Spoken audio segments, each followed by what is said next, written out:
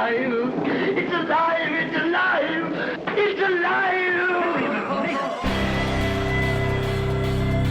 Dominic Lawton can be wild. Welcome to the Bad Movie Cult.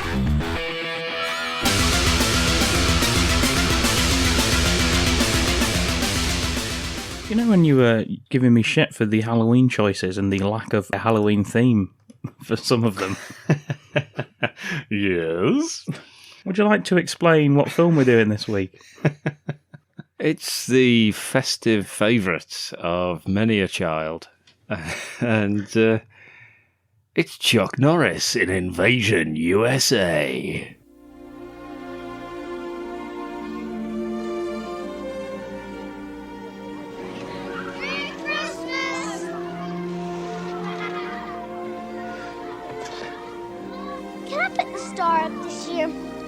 Time for dinner. No one thought it could ever happen here.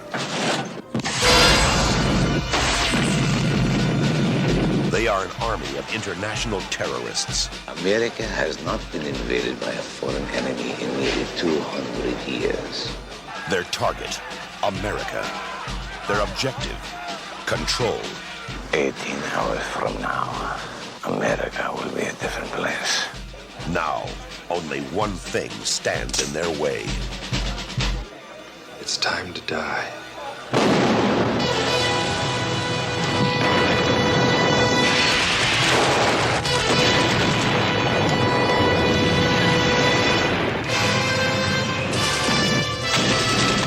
Didn't work, huh? Now it will. They wanted a war. See you in hell. He gave them one. Send me a postcard. Chuck Norris. Invasion U.S.A.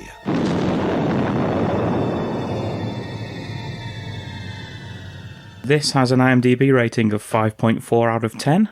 Not bad at all. Rotten Tomatoes rating of 18%. Okay. Not as good, perhaps. Roger Ebert, renowned critic for the Chicago Sun-Times in America, gave the film half a star out of 4 and called it a brain-damaged, idiotic thriller not even bad enough to be laughable. Yeah, I love it. It's bloody brilliant. Got a plot for you, Ken? Okay.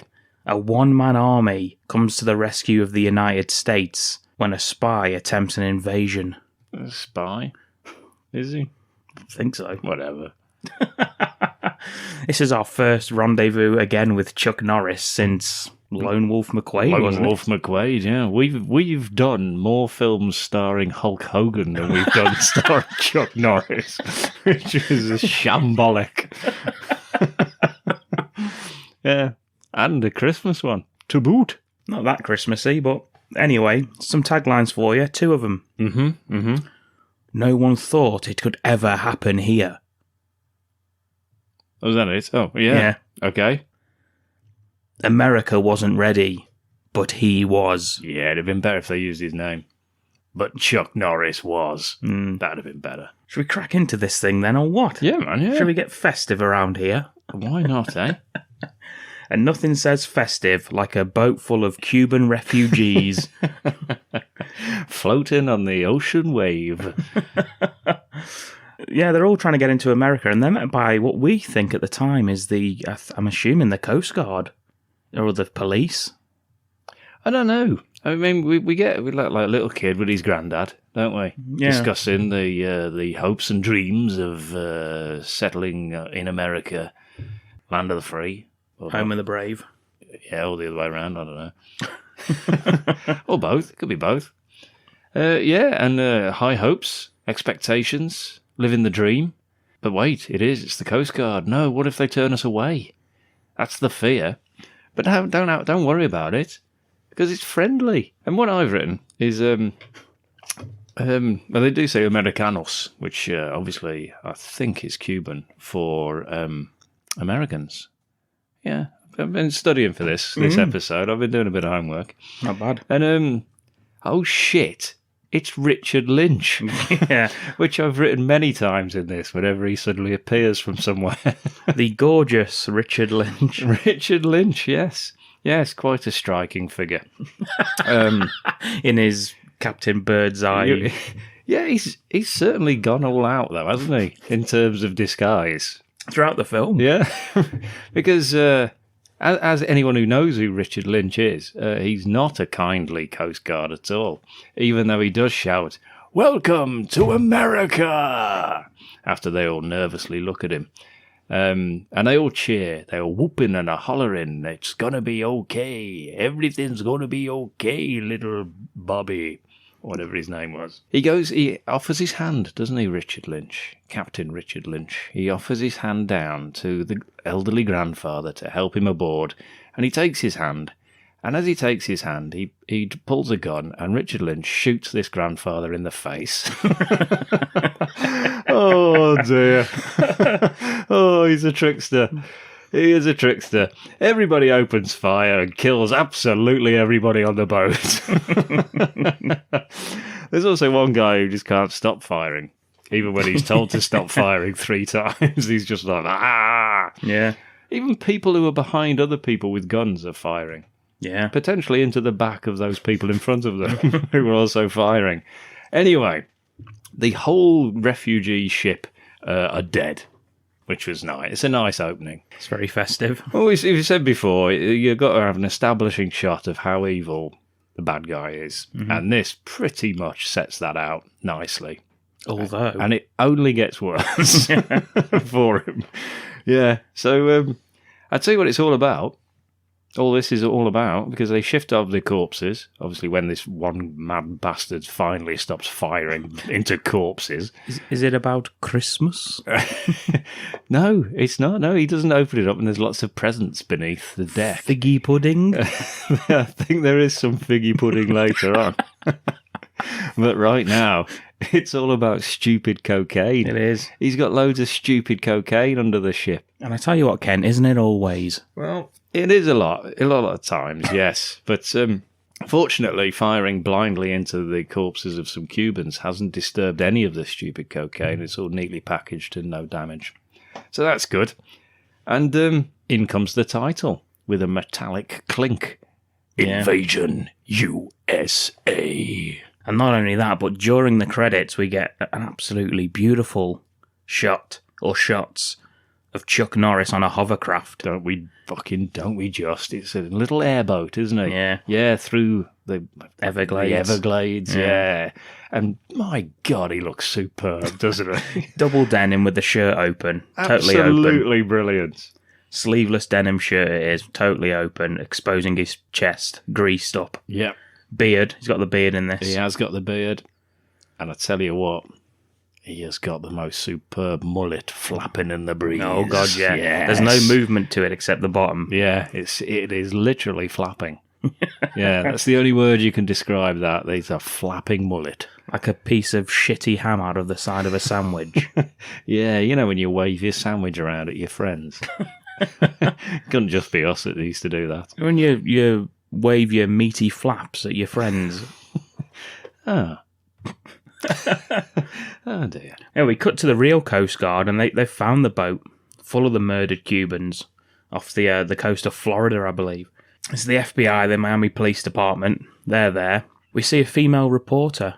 Yeah, she's annoying throughout, isn't she? She's fucking annoying. Yeah, she is really annoying. She gives us the old bolshy female reporter shtick that seemed popular back in those days, where she demands, because she's the press, that she can invade crime scenes and just wander about, poke about in corpses and look for stupid cocaine or some shit. We also see the bodies in the boat, and everyone's getting little tighty whities. Yeah, they've all got matching underwear, haven't they? Which is nice. Yeah. If you are going to escape as a refugee to America, it is vital that you do match your underwear. It's good for identifying the corpses. Should you meet Richard Lynch on your way, he will undoubtedly murder you. We cut back to Chuck, and he's wrestling a fucking gator. He is, yeah. He's not even spoken yet, He's done 2 manly things, one after the other, and he's not said a damn thing yet. No, he doesn't have to. He doesn't say a lot in the whole film, to be honest. Not really, no. He's wrestling a gator, and he's got a little mate with a superb name. You remember what his name is? It's John Eagle. Yes, it is.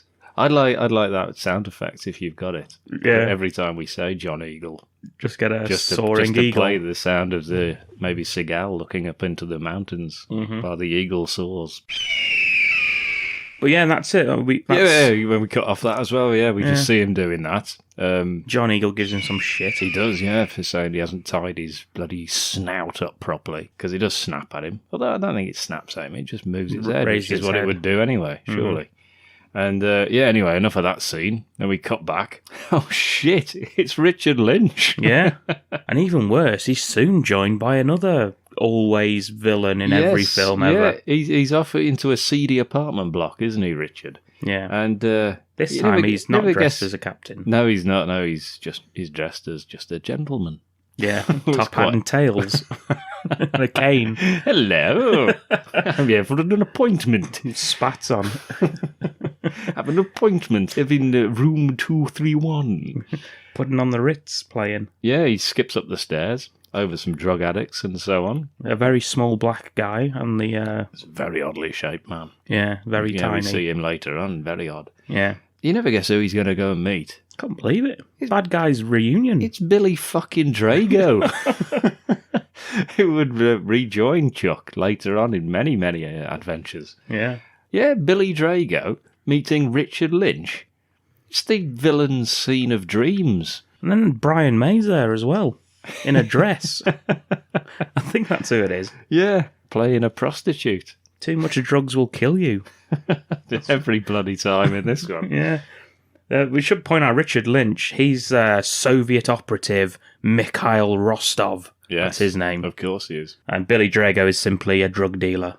Yeah, call Billy Drago. Yeah, might as well just call him Billy Drago. Gives him some stupid cocaine to swap for weaponry, I believe. Yes, I don't know where he's got the guns from, but he's got guns and Rostov wants them. Ask Brian May to test out the merchandise. She's got a switchblade, because, prostitutes do. Yeah. Just in case. She gets out a little metallic straw. Yes. Do you know, Billy Drago, he's got 3 telephones on his desk in this little apartment block. Yeah. What does he do? When he's not meeting Richard fucking Lynch, what does Billy fucking Drago do sat at his little desk with 3 phones? What were they doing before they got there? I think he just rings the other phone. And then gets the Brian May prostitute to answer it. Yeah. Just role play. It's in case he's on holiday, I suppose. Someone's got to answer the phone, haven't they? That's true. Got cover, haven't they? Bit of cross-training there for Brian. He gets up, shakes Richard Lynch's hand and says... He seems to, he backs away, doesn't he, Richard Lynch? He backs away from Billy Drago. Yeah, and he says, pleasure doing business with you. All villainous. Yeah. And Richard Lynch says, the pleasure's all mine, and villains him back. Yeah. It's a villain off. And then something that actually made me wince is that the girl's there with their little metal straw still snorting the coke off the desk. And Richard Lynch smashes her head into the fucking straw. I was like, oh! Right onto the pipe. Yeah. Ugh. And she starts screaming. Richard Lynch then shoots the guards through the door, or shoots near them and they die out of fear or something. I don't know. He can't possibly have shot them both like that. But then... You know when some villains have like a calling card? This is his, because he does this more than once in the film. And then he shoots Billy Drago in the dick. He pulls his pants away from his... Yeah. Not down, that'd be ridiculous. Slaps his buttocks. Yeah, that's ridiculous. No, yeah, he just pushes the gun down the front of his pants and shoots his dick off. Yeah. More than once, a couple of times, shoots him in the dick twice. And then, in case we were thinking, whew, that was action-packed, he throws the prostitute through the window. I love that. That's my first laugh out loud Yeah, moment. it really makes me laugh every single time. That is brilliant. She's just there still screaming, and then he just grabs her and throws her through the fucking window. Headlong through the window onto a car or wherever she falls on outside the window. Yeah, brilliant. Absolutely loved it. There's a few of these like smashing through the window scenes in this film that made me laugh. I love it. I always love a smash through the window, but that was just superb. Totally unnecessary. Yeah. Richard Lynch, he's a bad guy. If you forgot from the first scene, he's a bad guy, And then the tiny black guy on the desk runs in, grabs the drugs and fucks off. Yeah, Richard steals Lynch the is gone. stupid cocaine. He doesn't kill him. He doesn't even take the cocaine. No. So Richard Lynch has killed a boat full of refugees, stolen loads of cocaine, and then just give it away. It's stupid cocaine. Why don't you just go and buy the guns? Why does he shoot Drago in the dick? Well, why not? There's only one way to kill Billy Drago. Yeah, that's and true. That's how you do it. That's true. Well, obviously, unless you Chuck Norris, you kill him different ways in other films. Yeah. Or illness, which actually killed him, I believe. Oh, you did, yeah. Cut to John Eagle. He's selling the gator to some fuck. And he offers Hunter to come over and have some frogs with him tonight for dinner. Yeah, it's hilarious banter from John Eagle. And one of Chuck Norris's first lines in this is, "God, I'm sick of frogs." It might be his first line. Yeah, I don't know. This is former CIA agent Matt Hunter. Good name. Not bad. We get some pencil pusher. He turns up at the house. He's a fucking idiot, isn't he, this guy? He's in Yeah. a suit, in a little rowboat, rowing it the wrong way. He's rowing forwards. That's not how you row a boat. You row it backwards, don't you? Then you've got the force with you. That's how you do it. He's rowing forwards. Like Star Wars. Exactly. He's come to convince him to come back for one last job. Tick that off your action movie bingo card. Yep, already done it. Apparently Rostov's back in the country and he's Hunter's former number one adversary. He goes to knock, doesn't he, when he arrives at this little shack that Hunter lives in. He goes to knock and then decides he won't do. He just walks in. You think, why is he not knocked? Oh yeah, because it's pitch black, isn't Yeah, it? why wouldn't he knock? Anyway, he doesn't. And we get an armadillo. There's a little armadillo Little in pet this film. armadillo. Yeah. And then we get a jump scare as he's there in the dark shack looking around. And it's Chuck Norris out of the darkness. Dark Shack Baby from Batman. Batman, yeah. Yeah, he does. He just gets him in the old sleeper hole, doesn't he? Yeah. Taps him out, wins the fucking Intercontinental Championship. Yeah, as he's often done before. Yeah, and he says, the company needs you. I need you. Let's give it one more shot, Hunter. He says, you had your chance, Suit. I'm not sure what his name is. That is his name. Yeah. Agent Suit. Yeah. He says, Rostov's back. And all he says is, you should have let me kill him when I had the chance. Now he's your problem. Yeah. And then he leaves. His own house. Which is weird, because that's where he lives, yeah. It's one of those, isn't it, where you win the argument, and then Yeah. you leave, and you think, shit, all my stuff's in there. Yeah, I'll wait for him to leave Yeah, now. now he's... Yeah, because when he leaves, he'd still be stood there, wouldn't he? He'd have to Yeah. walk past him. Yeah. He'd be like, see you then. Glances in the Yeah, window and yeah, bye. glances in the window and he's dancing with his armadillo. Nobody dances with Chuck Norris's armadillo. Yeah, but that's it. I mean, I just wondered how awkward it would have been when he left. Yeah, and he's And just, he's just stood outside, just waiting. yeah. Just like that. Bye then. He's like, okay. You should have said goodbye when I had the chance. Leaves. Yeah. Goes back in. Is this the same shack that he lived in Lone Wolf McQuade? Looks like the same one. It's not, no. This is more ramshackle. It is If a you- little if- bit more. If you could believe that. Yeah. From what from Deputy Dick used to say. Yeah, Barbara Carrera hasn't come round and cleaned this one yet. Not yet. Fucker. Anyway, then we just cut to a long troop of cars. And it's the ambassador gone for a Ferrero Rocher party. Yeah, I like this place. It's guarded by what looks to be scout leaders with machine guns. Yes, very high socks. Yeah. Yeah, it's always good. And he goes to bazooka the fucking place. It's, oh shit, it's Richard Lynch in the bushes with a bazooka, of all things. Which was always your guess when we played Cluedo, wasn't it? Richard Lynch in the bushes with a bazooka. Like, no, Yeah. Ken. It's like that, it is. Check again. Every turn I had, it was that. Well, we should make a bad movie called board game, which is just Cluedo, but with villains from action movies. It'd be Richard Lynch every time. It'd be a waste of time doing that, wouldn't it? Yeah, he's in the bushes. He's got a bazooka. He's very hands-on, isn't he, in terms of terrorism? Yeah. Rostov's very hands-on. He's aiming the bazooka straight through the window, and he's aiming it for a very long time without shooting it. Mm-hmm. And suddenly a gun appears at the side of his head. And it's Chuck Norris. Looking superb. It's Chuck Norris all in black. Black turtleneck, so Yeah. you know he means business. He does look good as well, doesn't he?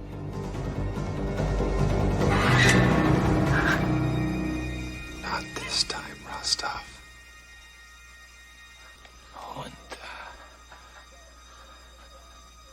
It's time to die. And instead of shooting him, which would have ended that nicely, he just kicks him in the face, which he doesn't die from that. Yeah. Because, as though rumour would have it, he probably did later on in life from that one kick. But no, he doesn't. He just kicks him in the head. And that's it. He's out. And then Lynch, he wakes up. It's a nightmare. The Chuck Norris nightmare. Yeah. We've all had it. Well, Kenby Wilde and his right-hand man, Nico, they rush into the room. Yeah, that's the guy that couldn't stop shooting. That's me, is it? And they ask him, the dream? And Rostov says, the nightmare. The Norris Nightmare. Yeah. Do you know, that means that at some stage this world-famous and feared terrorist has sat down to discuss his dreams with his men. Hasn't he? For them to know what he's talking about. Yeah. They know before he's even said anything. So they know about this dream. Imagine that. That'd be weird, wouldn't it? Richard Lynch just sitting there and saying, I'll tell you what, I had a really horrible dream. I dreamt I was at a Scout Leaders rally and...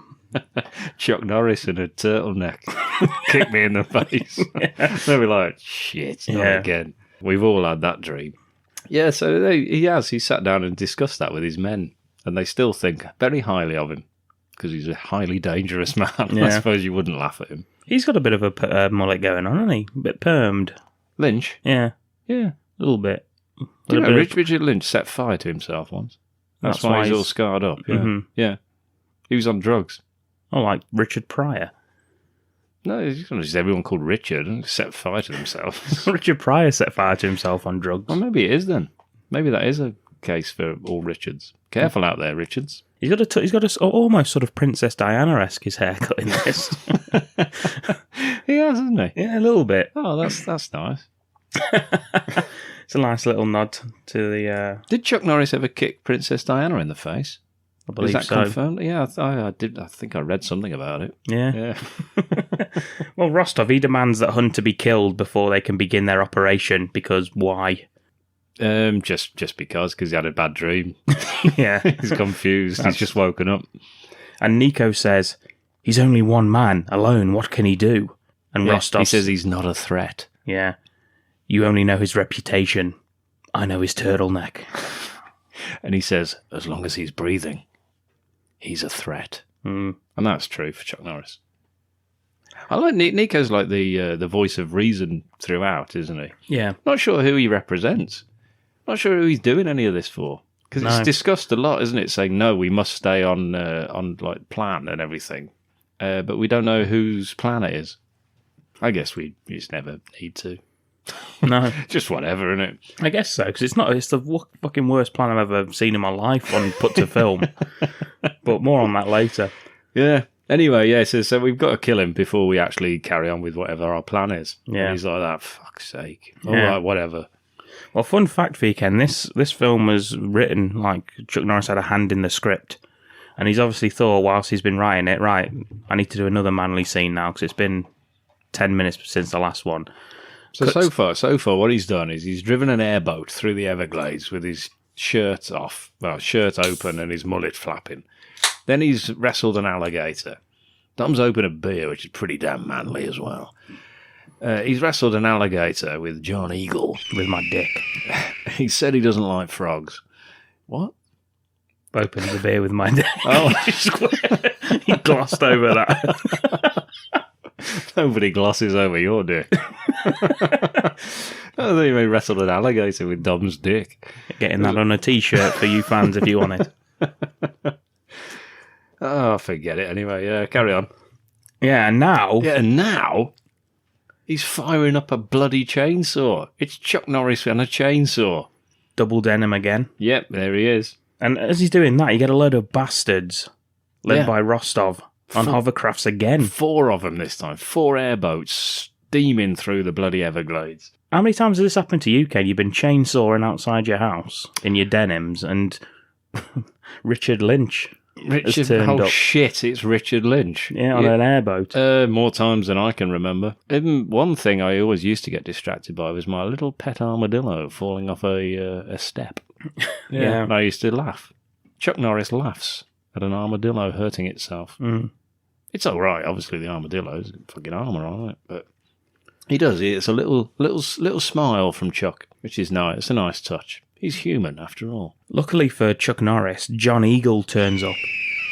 Yeah, the point of his chainsaw, I think, is so he can't hear the airboats. Yeah, because they're loud. It's got to be, because he doesn't need to cut more wood. He's got fucking loads of it. It's literally all he's got there. Mm-hmm. Just wood everywhere. And so I think that's the only reason he's got the chainsaw. I did expect more from him when armed with a chainsaw, Chuck Norris. Unfortunately, he just uses it simply to cut wood. Do we ever get told why he's turned his back on the CIA to be a hermit in a swamp? I don't think we need to. Eating frogs and... Eating frogs with a pet armadillo? Yeah. No. It's gone from turtlenecks and machine guns to eating frogs with John Eagle. I don't know. Maybe John Eagle's just like, tell you what, Matt, I've got a fantastic business out in the Everglades, eating frogs and shit. Frogs in a jar. Yeah, .com. And once we get the website up, it'll be brilliant. How did them two become mates? Alligators.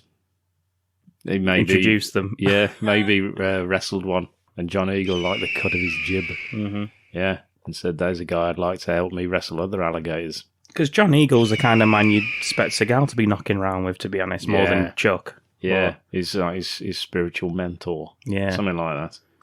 Yeah, or his son. yeah, little Jimmy Eagle. Little Jimmy Eagle. Is that what Seagal's Jibby Jack Eagle, wouldn't it? Yeah. He loves Jack, doesn't he? Yeah, probably.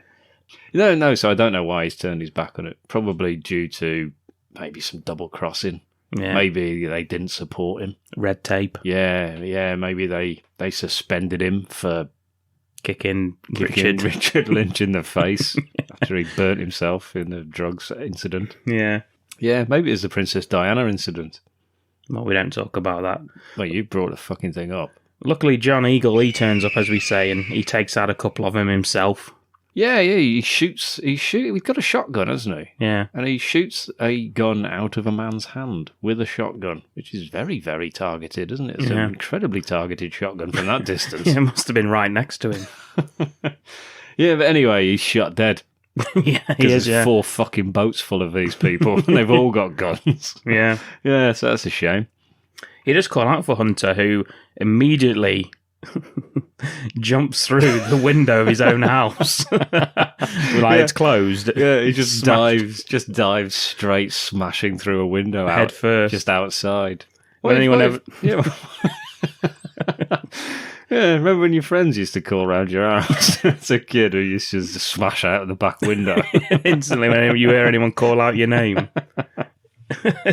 Hunter just head first smashes out. That again made me laugh out loud. To be honest, though, it is a good job he did, because Richard Lynch blows his house to pieces.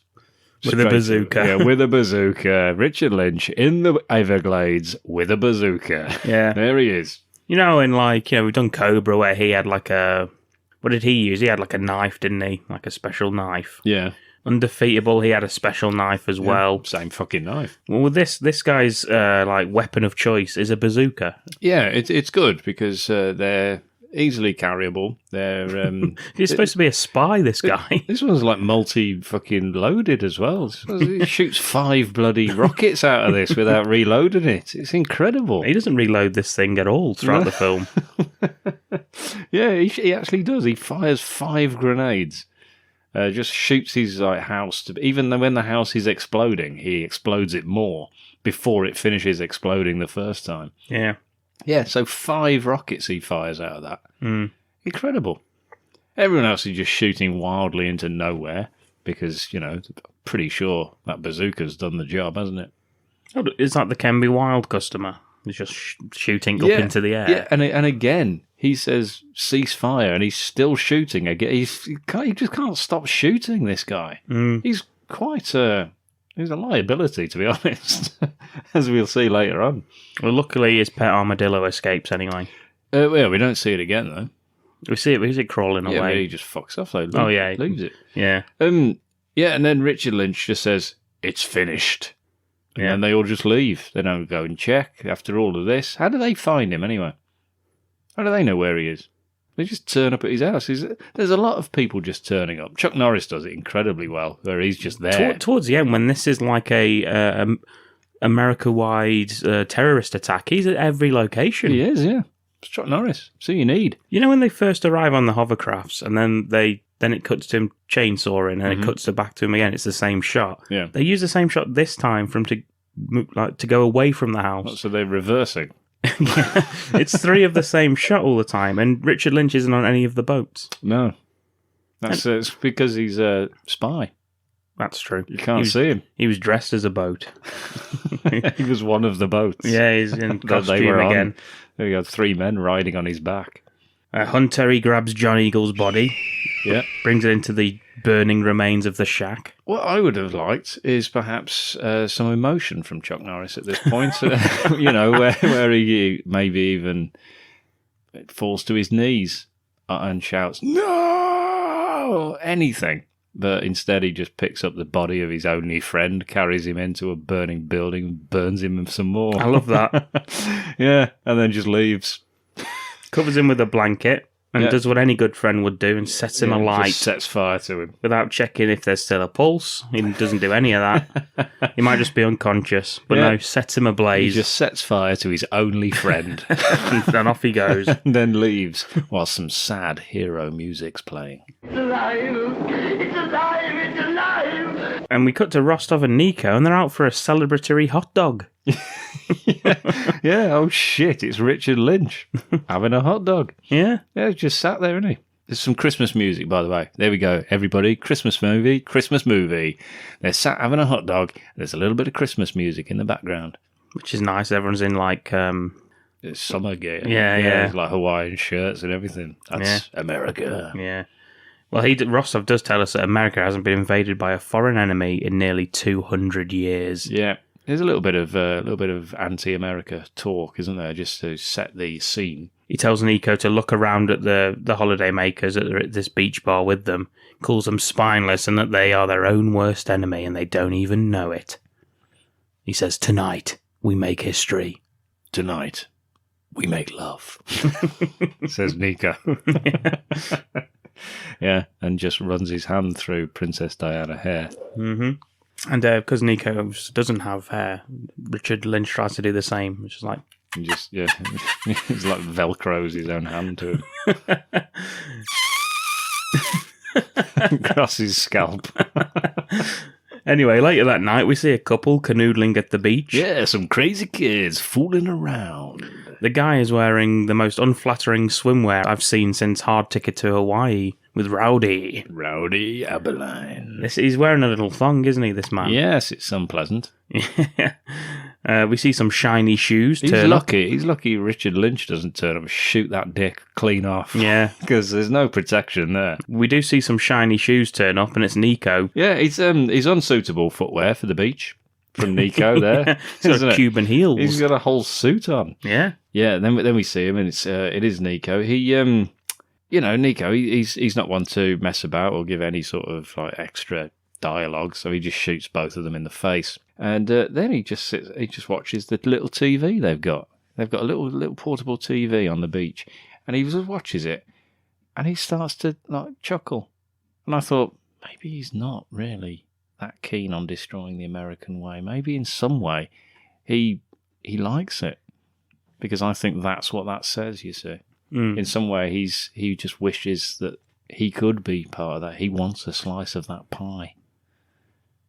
Still, he's a terrorist, so, he doesn't have time for that. Kills 2 kids on the beach and fucks off. Yeah, I mean, ridiculously, we see hundreds of additional terrorists invade the beaches of southern Florida, like the opening scene of Saving Private Ryan. I've written Saving Private Ryan. Yeah, landing craft turn up. Hundreds and hundreds of men all just come running across the beach. Yeah, because no one would ever spot that, would they? People falling over each other. It's that badly done. Yeah. Yeah, it is. It's like Saving Private Ryan, except no one's shooting anybody. No. Yeah, they're just running across a beach. And it's like because they're all extras, some people like it, just smiling, they're having a great time. Yeah, they are. They're loving it. And you've got people with turbans on. There's no allegiance in any of this. It's a free for all, a total ragtag bunch. And if you can spot there's a man with a 6-foot turban. If you can spot him, send a picture to us. You'll receive a special prize. And then they all get in like there's a huge fleet of lorries and vans that are all also parked there. Yeah. Yeah. So who brought them there? Because they've just got off of boats. Terrorists, Ken. Don't you see? Just dropped them off, left the keys. Yeah. Don't you see how this works? We've got to return them by noon the next day. Yes. Otherwise they don't get their deposit back. Well, yeah. And where they all come from? Where are these ships like landing from? Terrorists, Ken. Sleeper cells. Oh, right. Okay, yeah. Don't you see? Oh, right, yeah. Buzzwords. Yes. Excellent. Yes. Now I understand. Yes. Activate. You've seen these terrorists in 60-year-old boats floating on the ocean. Just waiting to be activated. Just waiting for the tide. Yeah, I have, yeah. Last time I went to the beach. Well, Rostov's, he's on the beach. There's nowhere to park. That was the problem. All the Full fucking of trucks. fucking vans and stuff. It's alive! It's alive! It's alive! Well, Rostov, he's on the beach already, and he says 18 hours from now, America will be a different place. So he's already put it, because before he was like, tonight. No. And now it's like, okay, 18 hours. But it is the night, isn't it? So what he's now he's initiating the night. So he's given them 18 hours, depending on what time it is, by about dinner time? No, by early evening. Yeah. By about early evening, Nico. Yeah. He's like, oh, yeah, what time though? Tea time? Dinner? What, dinner? He's like, I don't know. What? Does he say it with such an English accent like he did then? Early evening, Nico. Early evening. He's still dressed in his gentleman's outfit on the beach, equally as unsuitable. We get back to Hunter anyway, and he's gone to meet his contact. Agent Suit. And he's telling him he'll take this last mission.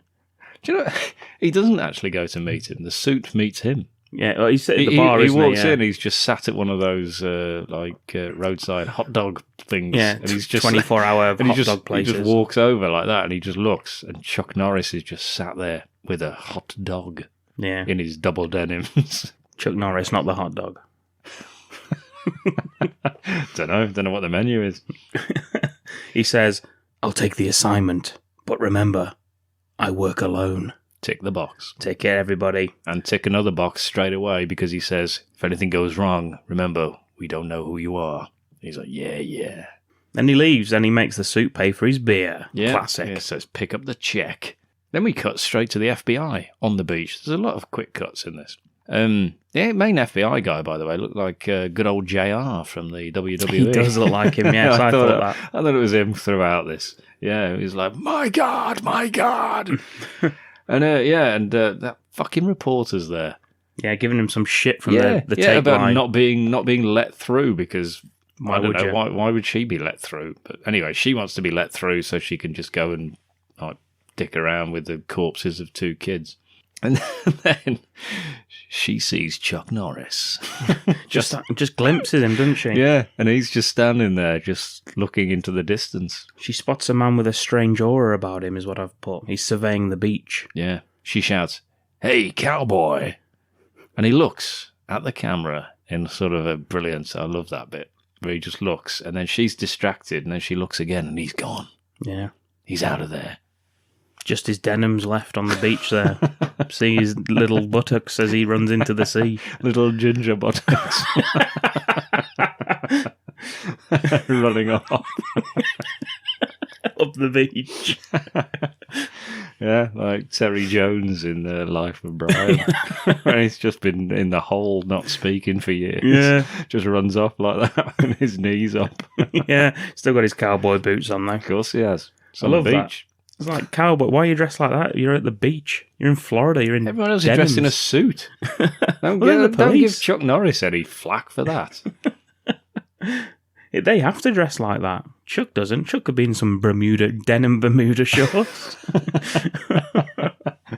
No, I think he's made the right choice. 37 minutes in, and this is our first real sign, I'd say, of anything to do with Christmas. It is, yeah. Christmas lights. The music was incidental, wasn't it? But yeah, we get Christmas lights and music. Christmas And trees. scenes of a suburban street. There's families. There's there's just all everyone's just driving around. Like only in films. Everyone's like waving to each other. This is the busiest suburban street I've ever seen. Yeah, just constant traffic, but slowly driving. There's a couple kissing in a car for no fucking reason whatsoever. Yeah, you can do that outside the house. Especially when kids are right outside playing catch ball. Yeah, playing bloody stick and hoop. Yeah, playing hoopaloo.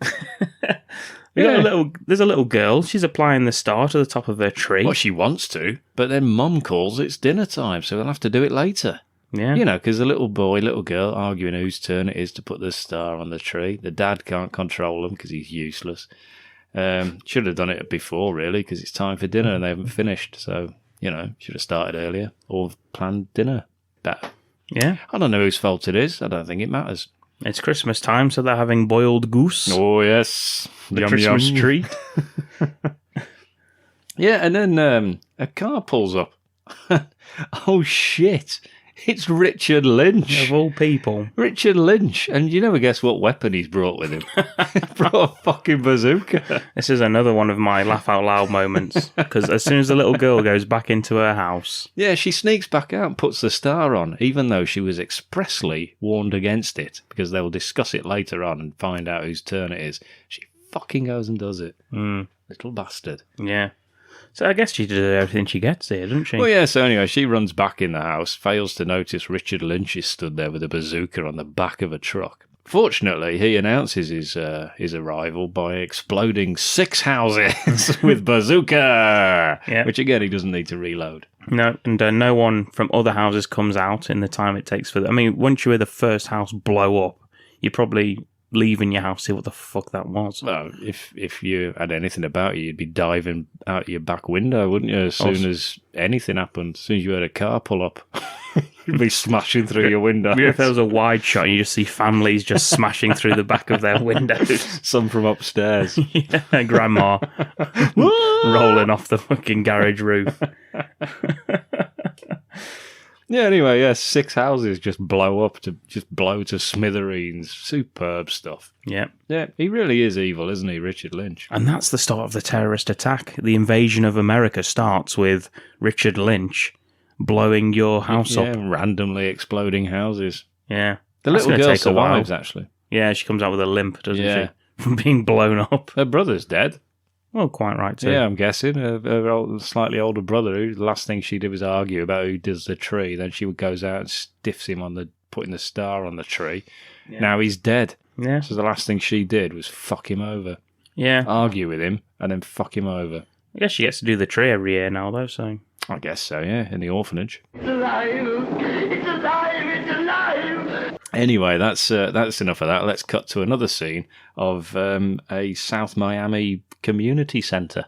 Some Cuban Americans. Everybody having a little dance. Little disco dance. Maguire, the female reporter, she's there taking pictures. Yeah, for some reason. Not sure why. Not sure what she's doing there, taking pictures of people dancing. It's hardly cutting-edge reporting, is it? No.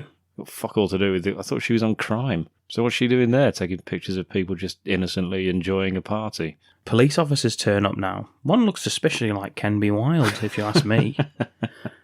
And they're all like, hey, what are you guys doing here? We're... Yeah, why don't you stop hassling us, man? We're just having a good time. Yeah, they don't speak, the police. They don't speak. It's always says, hope you're nicer than the ones last week. And then they prove how nice they are by pulling shotguns and just shooting everybody at the party. Yep. And shooting them down. Overzealous. Too many shots from one of them. Yeah. Again. He gets told to stop shooting. He's just like, God's sake, why does he even keep bringing that guy? And he keeps giving him more ammunition than everybody else. He bring his own. Yeah, that shotgun holds about 60 rounds, that. He must have borrowed it off Richard Lynch. Must have. Yeah. Rostov. Oh, that's it, yeah. Sorry. Maguire, she's nearly killed because Kemby Wilde pulls his shotgun on her. But she is spared because the other guy says there needs to be witnesses to the crime. And they fuck off. And then the real police turn up. Yeah, because they shout, why? Why has this happened? There has to be a reason. You know, that's what kids shout, isn't it? Yeah. Yeah, when things happen like that. Yeah, the real police turn up and they think it's them coming back. Not sure why they would come back. No. You know, why they went away in the first place if they were just going to come back a minute later. But yeah, so then they start throwing shit at them.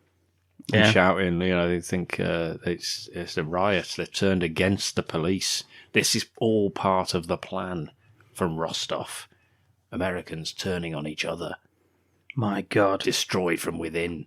And the police have to drive off because they're thinking, I'm not getting out of this car. Yeah, they think, fuck that. Yeah, which is fair enough. It is reasonable, isn't it?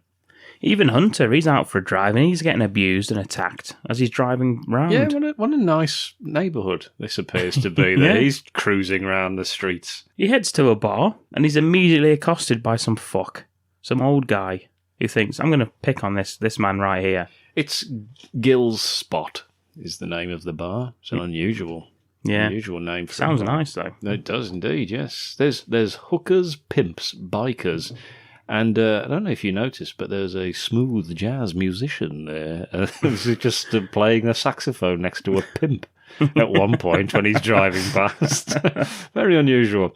Not sure how big the street is that he's driven down, but it looks like a street to avoid. Yeah. If you are a tourist out there, don't go down that street, will you, at night? There's every kind of lowlife. Yeah, anyway, Gill's Spot, that's on the street. I don't care how desperate you want to go to Gill's Spot with the Yelp reviews.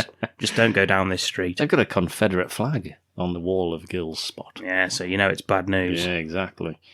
And there's a guy in there, yeah, and he says, hey, I don't know you. And Chuck Norris, as he said, he doesn't say much. But he does say, he says, well, that makes us even. I don't know you either. Very clever. Mm-hmm. Yeah. And the other guy says, you don't have to know me. And he's like, yeah, blah, blah, blah. I'll do a bit of that. And then he grabs these by the hand. Chuck Norris grabs this guy's hand. And he, with his all-powerful Chuck Norris grip, he crushes the bottle of Budweiser that he's carrying whilst he's carrying it. Do you know how fucking much pressure that would have needed? Too much is the answer. Yeah. Yeah, that's the answer, because I don't know. But it's a lot. Unlikely, some would say. Yeah. Well, he's left him anyway. Yeah, he just walks off after that. And he goes to meet Matt. Is his name Matt as well? He's got a name. We don't even know who this guy is. Or does he say Matt to Hunter, I guess? I don't know if anyone says Matt. Oh. He asked him about Rostov anyway, and the guy says... he's asking for a beer mat. Oh, yeah, that's He's just wiping his hand, he's got Budweiser all over it. Yeah, or a prayer mat. Yeah, maybe. He says... You know you never had any patience, Hunter. And Hunter says, I don't have time. Besides, you owe me for saving your anus in South America. I like the fact that he's not even specified where in South America. It's just somewhere in South America. Puerto Rico. Possibly. Like that, so tick that off as well, saving someone's ass in a foreign country. It's an old buddy who owes him one. Yeah, I like that. Because we don't know who this guy is, and we don't actually ever find out. He's just at a bar. Maybe it's Gil. Could be. It could be Gil, couldn't it? We don't know. And he did have a massive spot. I mean, you've got to guess it is. Because why else would he know that this guy's going to be there? That's true. Because he lives in the fucking Everglades. So what chance has he got of eating just frogs? Finding a friend from Puerto Rico? Yeah, in the middle of bloody nowhere. Anyway, he does, and he says... There was a couple of new faces of the King Cobra. Great name for a fucking bar. So, and that's all the info he gets. He's like, okay, I'll go check that out then. Nice one. Cheers, then. Yeah. See you in another 20 years. Well, Gil says... Yeah, he does, yeah. Good line. See you in hell. Chuck, not to be outdone with quips, says, send me a postcard. Nice. Yeah, and then he leaves. That's it. That's the end of that. Cut to Kemby Wilde in a Speedo. He's reading the paper at the beach. I don't know why. Rostov's there as well in full black, like on the beach. Must be absolutely sweating. He's watching the news, isn't he? Yeah. They watch a little portable TV detailing last night's attacks. Turning against the authorities, the cops are being attacked, and ambulances and all that sort of stuff, you know. Nobody knows who to trust anymore. Meanwhile, we cut to the King Cobra.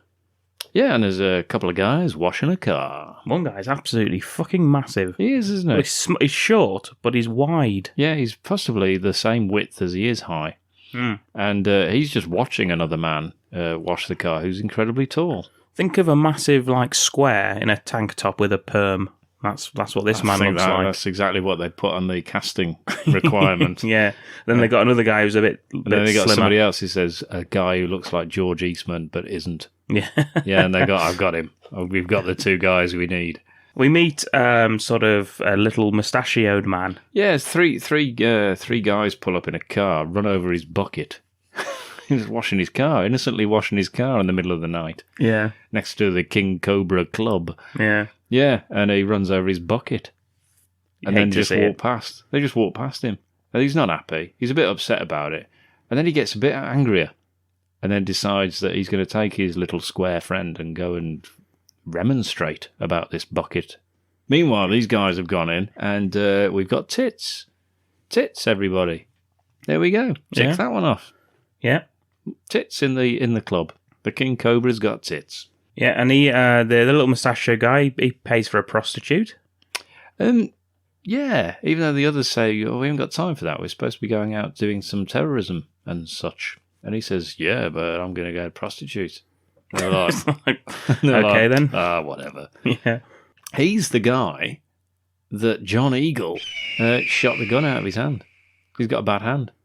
Oh, of It's course. him. It's him. That's the only way we know who it is, because no one cared at the time. No one really cares now. But I didn't even write that down. No, you see. You didn't care. No. You probably still don't. Nor do the listeners. But I cared. And that's all that matters. It's continuity. I need to know why he's got a bad hand. How did that happen? Oh, yes, John Eagle. Yeah, he takes this blonde woman upstairs anyway. He's going to enjoy a prostitute before he does some terrorism. But before he can do he says, watch my hand. Not like he's not a magician, but like he's got a bandage on it, as Ken was saying before. And he sits down, puts his hand on the table there while she starts to, I don't know, do a little jig. I don't know what they do, prostitutes, Your Honour.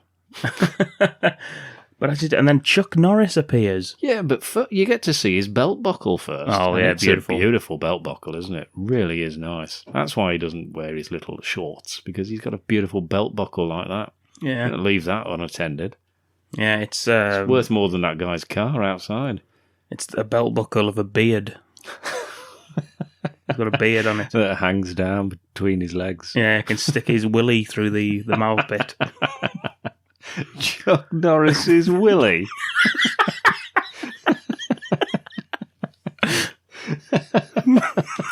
He pretends it's a tongue. Blah, blah, blah, blah, blah.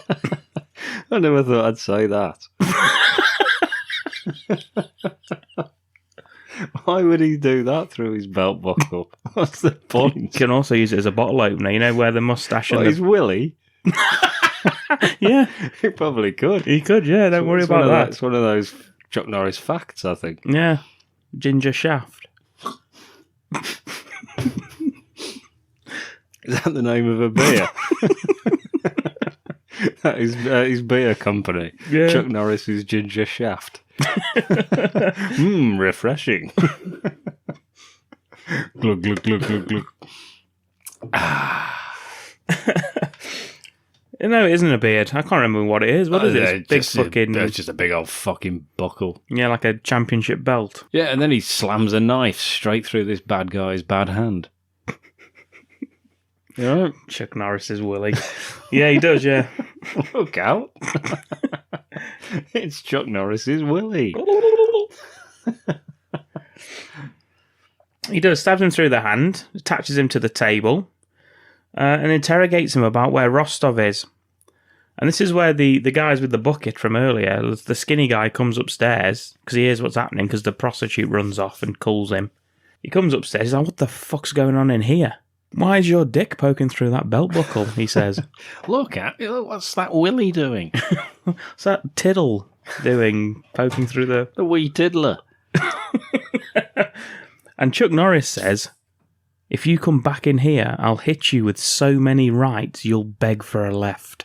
It's a great line. Brilliant. Takes a long time to say. It's a bit wordy. He could have been punched in the face before he's finished that line, but he hasn't done because he's got a knife through another guy's hand, and this other guy's a little bit wary of that. Yeah, so he does leave. He does kick him, doesn't he? He's obviously got the Chuck Norris jeans on.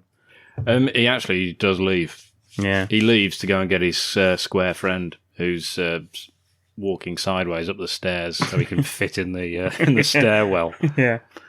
He does, and he comes back in. He comes back in and says, what are you going to do now, tough guy, huh? Like that. That's the square man. Mm-hmm. And he just kicks him to the floor. He does kicks one him kick to the floor straight away. And he doesn't actually hit him with any rights whatsoever. No. So, it was an empty threat, as it turned out. The only guy who got hit was the square man. He wasn't even there for the threat. And then he pulls a grenade out. Of course he does. I don't know where he gets that from. Where's he been keeping that? His belt buckle. Oh, of course. Yeah. Underneath the beard. Underneath it. Yeah. Just dangling, two of them dangling down. Neath the beard. Yeah. It's one of his other product lines. That's his autobiography name. Should be. He pulls the pin on the grenade and then hands it to the mustachioed man stuck to the table and keeps the clip on. So it's like, if he lets go, it's going to fucking blow up, basically. Yeah, he says, if you live through this, you tell Rostov, time to die. And then he just walks off. I'm surprised the film's not called that. It says it often enough. Yeah, it's like his catchphrase, isn't it? He just throws a grenade out the window. Blows the car up. Blows the car up, yeah. The other guy's not happy. Tell you what he could have done. He could have thrown it at Chuck Norris as he walked off. Not sure why he didn't. Yeah, not sure why he didn't, because that would have killed him, and then he would have been okay. Yeah. He does survive as it happens, but yeah, I'm not sure why he doesn't do that instead of just throwing it out the window. Either way, I mean, you're going to throw it away, aren't you? You're not just going to sit there. You're not just going to let go of it and just sit looking at it until it blows you to pieces. So, of course, he should survive unless he's a total idiot. But he could also have killed Chuck Norris at that point by throwing it at him. Should we go to the only true little bit of Christmas we get now, which is the... Stop saying the only bit of Christmas. Like 3 times that's been up. Christmas. It is Christmas, okay? It's Christmas. The whole film's set at Christmas. It's a Christmas film. Anyway, yes, we're at the mall. They're doing their Christmas shopping. Everybody in town's doing their Christmas shopping. You know how in films, I don't know if it really happens. I'm guessing it does.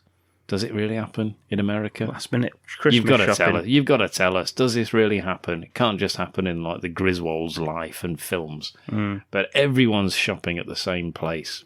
Even Ken B. Wilde's there. I am there, yes. I'm carrying my little Christmas gifts that I was given by Nico. Yeah. When I was in me trunks. Yeah.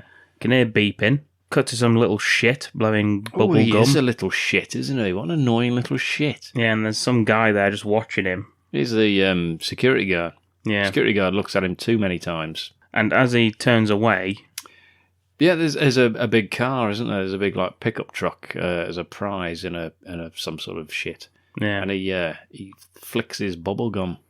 I hate it when kids are chewing bubble gum like that. You always know they're shits, don't you, by them doing that, open mouth walking, chewing bubble gum and then messing with it with their fingers and sticking it back in and blowing little fucking bubbles. Little twats. Yeah. Anyway, yeah, he is a dick, this kid. Because as soon as the security guard looks away, he flicks it at the car, sticks to a window. Security guard's like, "Hey, you little fuck," and shoots him. Shoots him dead. God bless America. No, he doesn't. No, the kid runs off. He goes in pursuit, and that's where we see Ken B. Wilde. He leaves his bag ready for another terrorist attack. Yeah, it's a bomb, I guess. Yes, it is a bomb. Well noticed. What do you mean, I guess? Fucking blows up in a minute. We don't know that yet. Of course we do. It's ticking, making beeping noises. It's not gifts. It's not an alarm clock, is it? Could be. He's a fucking terrorist. What's he doing walking around actually doing his Christmas shopping? Get Richard Lynch something nice. A nice new alarm clock so he stops having those nightmares. Get him one of those brand new fangled belt buckles you can put your dick through. Put your little willy through. Reasonably priced on the bad movie called Gift Shop. Neath the beard range. You know, it'd be good, Ken, if we could get a belt buckle that you could put your dick through to have a piss. You have to undo your belt buckle.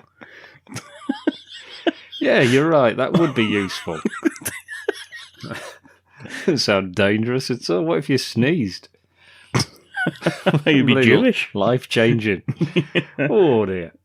Yeah, so anyway, what I really like, it may be my favourite sort of, not even secondary, even lower than that, but my favourite character is this overzealous man who will stop at nothing to get this gift back to Kenby Wilde's character.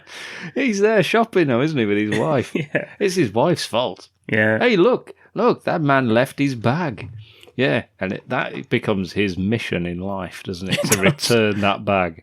Hey, mister! Yeah, hey, buddy, hey, pal, hey, mister, hey. That's all you hear off him. It's like in Airplane, you know, when he's walking through and he's beating up all those people trying to give him stuff. This is this guy trying to give this bag back. He's just knocking people out the way. He's just punching people. Got to get this guy's gifts back. Yeah, because if you saw this and that happened, you'd shout him, and then if he wouldn't reply and fucked off, you'd just be like, all right, never mind.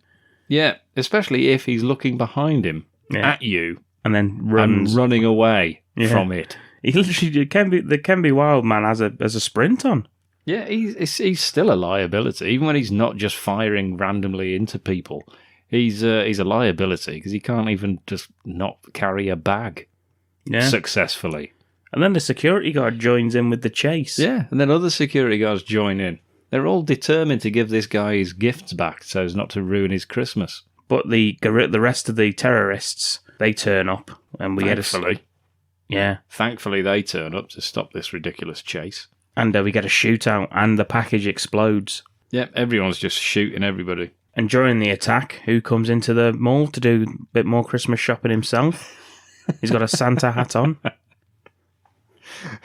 And those, beard baubles. Oh, yes, I've got some of those. Yep. It's Chuck Norris. Yeah, I don't think he is there to do that because he just smashes through the window, doesn't he? Well, that's just his entrance, isn't it? That's what he does. That's how he goes shopping. Yeah. Yeah, that's why it's no good to go shopping at the same time because you could die. Yeah. It's collateral damage as far as Chuck's concerned. Yeah, double denim, 2 machine guns. You got Uzis, black gloves on. We got Kenby Wild and another goon. They jump in the truck that was on display earlier to escape. Chuck Norris grabs onto the side of it and they start driving through the mall. It's after he's in his truck. He's driven some guy straight through some windows as well, hasn't he? He's just run him over and smashed him through windows. It's brilliant, really. I really enjoy this scene. It's just total 80s, isn't it? Yeah. Yeah, just destroying everything. There's innocent people still there. There's got to be people dead in this that's caused by this. Yeah. It's not by the terrorists. It's Chuck Norris just smashing through windows in a truck and just running people over. There's no way he's that targeted. He's only hitting a terrorist. Yeah. Brilliant, though. Well, eventually they drive through the glass doors at the front, and Chuck Norris is still attached, so he goes through that as well. He does, yeah. Maybe the third window he's gone through since the film started. Yeah, he does. He jumps off, though, doesn't he, at this point? He jumps off, does a little roll, back on his feet, and who's just turned up? It's the fucking reporter. Just turned up to do some shopping, or maybe she's heard of it on the police scanner that she's got. Who knows what she's doing there, but he jumps in her car as well and says, fuck off, I'm having your car. It's like, oh, slow down, cowboy, and all this shite. Yeah, and she's still full of one-liners, even though people are dead. You know, ha ha ha ha ha. Idiot. Fucking hated her. Yeah, as you say, Hunter, he takes a vehicle. She goes with him, of course. And we get our first real car chase of the film. It's a great car chase because what they do is they drive in their stolen prize pickup truck, yeah? They hit another car. 2 women who own the car, presumably, come out and just call them assholes because that's what would happen. Even though you got totally oblivious to half the mall exploding and gunfire, you'd go and have a go at these people. And then one of them just gets grabbed by me, I believe, that's who you're calling me. Mm-hmm. And she's up on the footplate, and she stays there for the next 10 minutes whilst he's supposedly just holding her there. Yeah, driving away at and speed. just driving with one hand. Yeah. At like 80 miles an hour. Yeah. And that's the hostage situation. Yeah, and the reporter decides to be the hero and starts trying to get the woman off the side of the car by leaning over. Chuck Norris is holding onto her trousers, I think. Yeah, he's saying grab her. Just grab her. And the thing is, right, that the terrorist, or me, he could just have let her go at any time. And they would have probably have stopped. Or they'd have run her over and killed her. But when you're in a car like that, why would you need a hostage? You Just don't. fucking drive away. Exactly, yeah. Surely with both hands, you'd have been better at evading Matt Hunter, who's got both hands on his wheel, But no, doesn't matter. She's got a hostage for no reason whatsoever. And, they try and rescue her, and just eventually do. Drags her into the car. Hunter, he ends up killing Kenby Wild, ramming him off the road into a parked car, which explodes on impact. That's because he throws a grenade in there. Yeah. He throws a grenade, and they can't get the grenade out in time. Thanks for the ride, cowboy, says Maguire. Yeah, idiot. That's what he says back. Fucking idiot. And just walks off. Yep, and we cut back to the guy from earlier in the King Cobra. Remember him? Yeah, we cut now. Rostov, he's got the guy there with his bad hand. Who tells him, he gave me a message. He said, time to die. Rostov deals with that the only way he knows how. He spits in his face as well, doesn't he, for no reason? Yeah. The bad-handed guy. Well, he's nervous. Yeah. So, Rostov does his signature gunshots to the dick. Yeah, 3 times this time. He shoots his dick 3 times. Yeah. Yeah. Nico's not happy. Wonder why he's decided that's gonna be his calling card. I don't know. I'm not sure what I expected your answer to be there, to be honest. Maybe they've all got these belt buckles. Yeah. He's got his own line of belt buckles. He's not happy. Yeah. I just don't know. Rostov, he tells Nico that he will kill Hunter himself, but Nico tells him no. Rostov's too important to the mission, and to send the expendable goons instead, which is a good idea. You don't want to be too fucking hands-on. Jesus Christ. Yeah, that's his problem, though, isn't it? The next day, the National Guard, they're called in. We got tanks, and it's a martial law. There's a curfew that's declared. It's getting anarchy, Ken. It's anarchy out there. It is, yeah. That's what they wanted, though, isn't it? It's exactly what they wanted. Hunter is at the traffic lights, gets stopped by the army, asks for ID. Hunter says, yeah, let me just get it right now for you, and shoots them all dead. Yeah, fortunately, they are bad guys. Yeah. And not just the National Guard doing their job. Yeah. Which is a relief, I guess. Slice of luck for him, isn't it? Yeah. Because he doesn't check. He just immediately assumes they are bad guys, as they are. So, worked out well. I think, from now, I think it's probably about half an hour left of the film. It's absolutely breakneck. The stuff that Hunter stops is usually, the main thing of any other film. Next they, going to bomb a church. It just goes from one to the next, doesn't it? Yeah. Just foiling all of their plans. Yeah, there's loads of these different plans that Hunter just turned... why would he turn up at this church? What we don't see, of course, is all the other coordinated attacks that he fails to stop. Yeah. And causing several 100 deaths, you'd imagine. Which probably would have been good to add, as if there's a little bit of peril, because you can't just constantly just have Chuck turning up and winning all the time. I like the fact that he... we then cut to a helicopter telling everyone, stay off the streets, everybody stay off the streets, while a family does exactly the opposite and runs across the streets. To go to church? To go to a church, yeah. To a church service. Yeah, they go to a church, and you never guess who's outside the church. I've written, oh shit, it's Richard Lynch. Oh, yes. He's watching this church. Just a random church in the middle of the world. Yeah. He's now outside of, and he's going to blow that church up. Well, just think, you've got tanks patrolling the streets. You've got people being evacuated, and you've got curfews. You've got helicopters, with big fucking lamps, they're just, blasting everywhere. You've got the National Guard patrolling. But... one thing you can't stop is Richard Lynch. Yeah.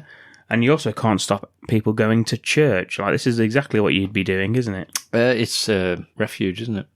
Sanctuary. Is that what it is? That's the Hunchback of Notre Dame, isn't it? Sanctuary. You seek sanctuary in a church. That's just human nature. Yeah, so they've all gone to sing Christmas songs. Well, they do actually have a little song, don't they? They do start to sing. That dad who's just rescued his family, he's very up for a song, isn't he? He loves it, He's yeah. really, really bombastic in his singing. Yeah. I quite like that. He just got there in the middle of a terrorist attack. He's like, you think, well done, Dad. That'll make us all feel better.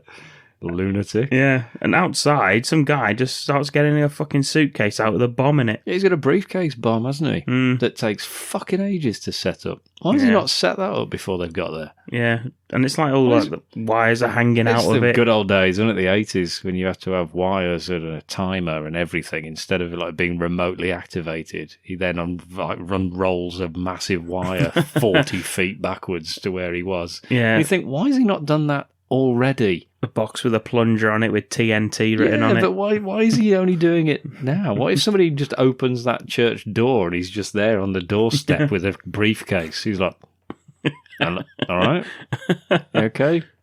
No, I'm just looking for me documents. Got a meeting. Okay, sorry then. Yeah, it's just very unusual. It takes that long to do, and then they wind the all the way back to where they are. Richard Lynch fucks off because Nico turns up and says, "Let's go somewhere else." He's like, "Yeah, go on then." Which is a good job he does because the bomb doesn't go off. There's all the timer, isn't there? There's like dun dun dun dun dun, and then they flick the switch, and we see the church. We see everybody in it. He flicks the switch, nothing happens, and above them, it's double denim Chuck Norris holding the briefcase and says, "Didn't it work? That's a shame." And then he throws it at them, and he does. Then he clicks the wires together. And he says, "It fixed it." Yeah. And they explode. Yeah, it doesn't work. Now it will. And then Yeah, he just blows them up. cut to Maguire, turns up outside a shop that handing out rations to a crowd of people. Yes. Starts to get a bit irate, the crowd. Yes, it's because there's no fresh meat. No. That's what happens in America. You stand outside a shop with a bullhorn shouting "No fresh meat." Riots. Yeah. Riots on the streets. Yeah, and they're also limiting it to 12 items each. Riots. Nobody wants just 12 items, and they all want fresh meat. They Yeah. want 13 items of fresh meat only. That's what they want, and they're not allowed either of those. Well, the army, they drive in to de-escalate the situation. But it turns out, Maguire gives them the old side eye. She's not sure about these logs. They turn up, they're looking round. And it turns out that they're terrorists again. Shit. And this time, Nico, the Bloody right-hand Nico, man... he's there. Why the right-hand man decides, now I'm going to go and dress up as an army man and just kill... And shoot people trying to buy meat. Yeah. Don't know why he would have to do that himself. Yeah, But, I don't think there's any reason for it. but before they can fire on the crowd of people, Hunter drives in. Chuck Norris attacks. He's there as well. He's turned up there as well. It's incredible. Just saved He the church. hasn't slept. No. He hasn't slept since his house blew up. No. Saved the church, and now he's driving around looking for shops to save as well. Looking for no fresh meat. Maybe that's what he was looking for. He was looking for fresh meat. Was unhappy that they didn't have any, and inadvertently foiled a terrorist assassination. Yeah. Well, Nico, he grabs Maguire as a hostage. Of course he does. She shouts, "Hunter, do something, you shit." She's a twat. Isn't she? They do shoot some of the people in the thing, but the people actually return fire. With it being America, obviously everyone's just armed. So they return fire and they shoot a couple of the terrorists themselves, which I thought was nice. There's a lovely... Whilst Nico has got the reporter, Maguire, I believe, you keep saying. Yep. I didn't bother writing her name down. Yep. And he's backing away with her as a hostage. There's a little butterfly comes across the screen. Mm-hmm. No, it is, honestly. There's just a butterfly comes into shot. And I thought, well, that's lovely, isn't it? It's not part of the film. I think it was just happened at the time, but it's visible. A little beautiful butterfly. And anyway, then Chuck Norris shoots Nico in the face. Yeah. Never mind the butterfly, He runs around the back of the shop, it seems, and surprises him from behind. Yeah, I'm not sure how he got there. No. Because he's just been in front. Yeah, he was in his truck. Yeah. Now he isn't. No, he's not. He's behind everybody. Yeah, turns up, surprises him by grabbing his gun from... he had it at Maguire's head, puts it at Nico's head, and Nico, in shock, I guess, just decides to shoot himself right in the head. I think it's because he messes with the mechanism, doesn't he? He transfers the mechanism, so he just like pulls it and lets it go. And he shoots him in the head. Would have deafened everybody, of course. And Maguire, definitely. But no, she's sadly not deaf. She's just shouting more abuse. And actually throws a trash can lid at him. Yeah, as he walks off. Lucky she didn't fucking hit him. Because that was close. Yeah, that was. And he waves at her, doesn't he, as he leaves? Yeah, but it's like, what's her fucking problem? He's like, I'm leaving before you get angry or something. Yeah. Oh, you stupid son of a bitch! You could have killed me. You said do something. Well, do something. Ow, shit! Sorry. What's wrong with you? I better leave before you get mad. Oh yeah, right. There. See you later, cowboy.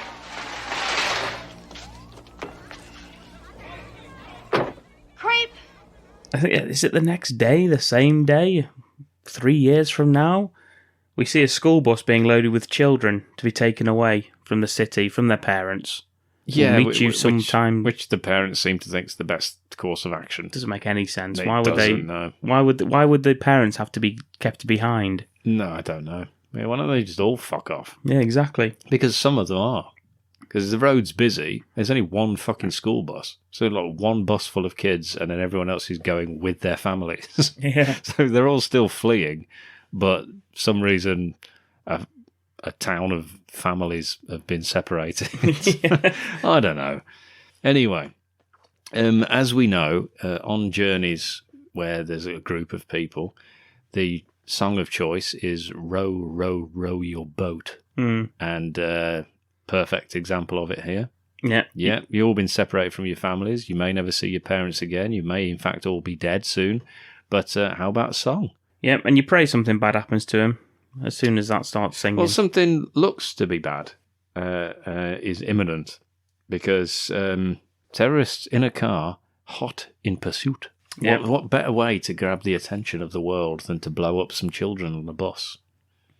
Exactly, and that's what they want to do. And that's what they plan. And they probably would have got away with it slightly more sneakily if they hadn't just broken through the barricade of the roadblock, which is stopping them for no apparent reason. Yeah. It's the same guy as well. You know the guy with really long hair? Look like a heavy metal fucking sign wielder just saying stop. Mm-hmm. He's everywhere. He's like about 3 different places on that road. It's the same guy with the same sign, but it's supposed to be like stopping different parts of the traffic. The one that gets run over. Yes. Mm-hmm. It's a sad end. Yeah, he does, and they've got like a sticky bomb, haven't they? That they're going to plant. Yes, C4. he's got little suction cups that they drive up. Whilst the kids are distracted with row your boating, they just stick it to the side of the bus and fuck off. Yeah, and the only girl we've seen say goodbye to their parents sees it. She does fuck all about it. Yeah, she just looks at it and goes, "Oh no, bloody bomb." Fortunately, Chuck Norris senses it and is also in the traffic and also breaks through the barricade and drives at top speed, which is faster than anyone else can drive on that road. Drives up, pulls the bomb off the side of the bus, doesn't wave to the little girl, which I thought would have been a nice touch, maybe a little salute, and then drives again faster than anyone else. Even, like the terrorists are just ambling along, aren't they, up the road? Plus, there's like fucking 6 of them in that car.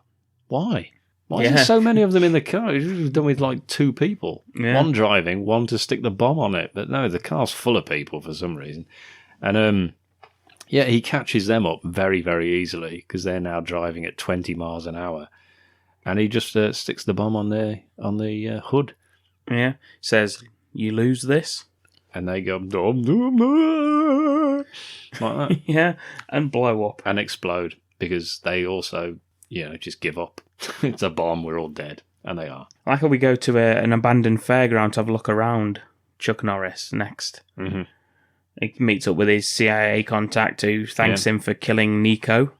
And he grabs him by the collar, Chuck Norris does, and says, "It didn't help these kids, did it?" Because he's looking at like It's a devastation of the fun fair, isn't it? Yeah. Yeah. which was one of our album names. Yeah. But in order to get Rostov to come out, because they still can't find him, Hunter comes up with a plan, and he's written it down, and he hands it to him. He says, "This is what we've got to do." And it's a picture of his belt buckle with his willy hanging out of it. Yeah, just in the garden. Him and John Eagle matching belt buckles. And Agent Suit says, "The agency will never go for it, Hunter." And he says, "Think of the risks." And he says, "Think of the stakes." And they do. They have a little looks up into the sky, and a little barbecue montage. Yeah. So that was no fresh meat, I've already checked at the store. Yeah, it's not a very long montage. It just cuts back down. It's like that. There isn't any. It's like, God damn it. So anyway, we find out through the news that the US government have built a command center in Atlanta, Georgia, for the troops. And at this command center, all 50 state governors and military officials, they're meeting to work out how to stop the terror attacks. Meanwhile, Hunter is watching some old school sci-fi movie on a TV. It's Earth versus the flying saucers he's watching. Nice. And again, he has a little smile at it. He laughs.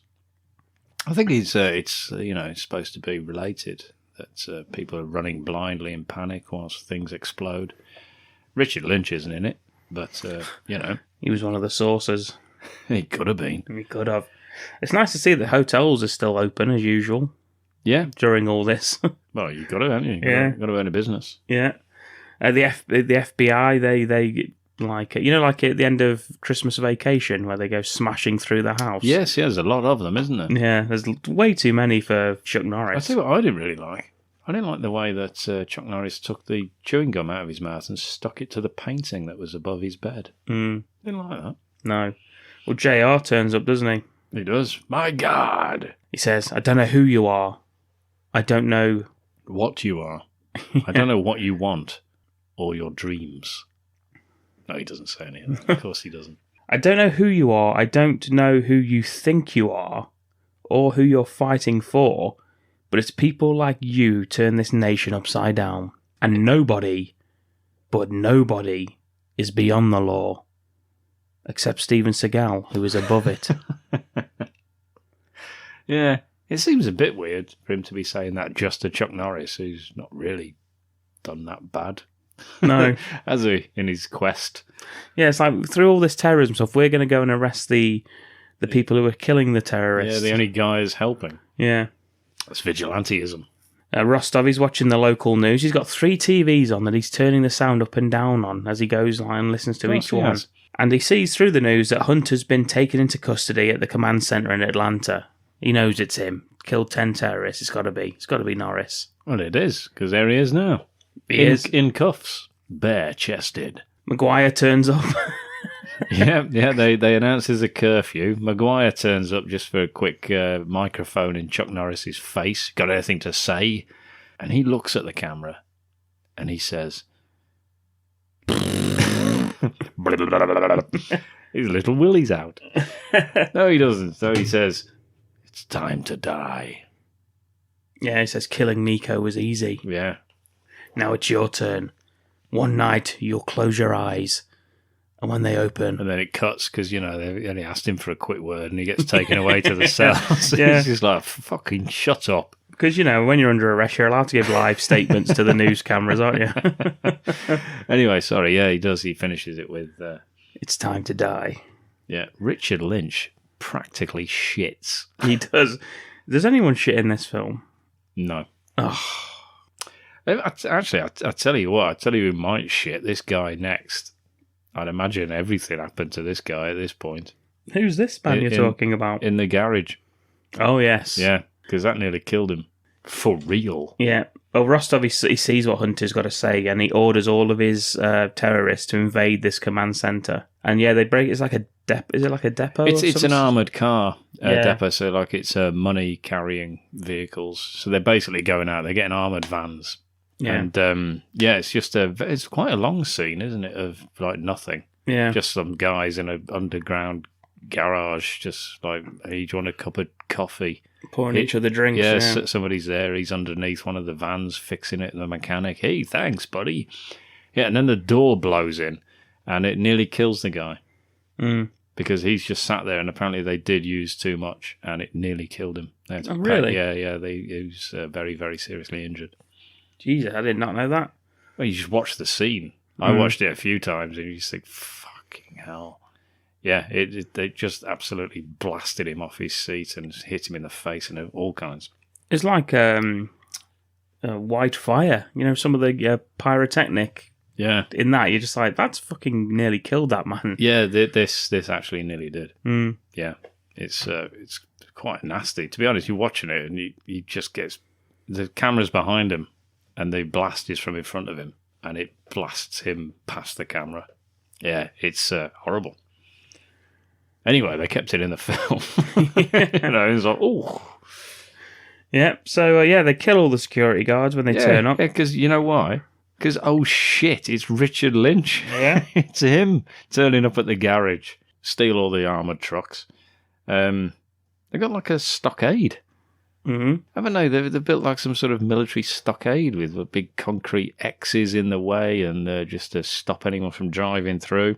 It's not really worked as they drive straight through it. Yeah, and they go to the command centre. It's kind of easy to get into this place, I think. Richard Lynch, he's now in a chopper. Yeah. He's in a chopper now, flying over. So he's in a chopper. Everyone else is driving through a stockade. They attach another bomb to a door and then like hide and press the button and it blows up. Why didn't they just shoot that door? Yeah, they should have really. They don't need a bomb. It took too long, didn't it, to do the bomb? Why didn't they've all got fucking shotguns? Why don't they just bazookas? Yeah, why don't they just shoot the door? Anyway, they attach a small bomb, and that's what they use instead. A bit pointless. The National Guard, they turn up. There's a fucking tank. Yeah. Fucking tank turns up. So this is why you can't invade America, because they've got stuff like tanks. Yeah, they do already have things, yeah. There's been no sign of any like fighter jets or anything.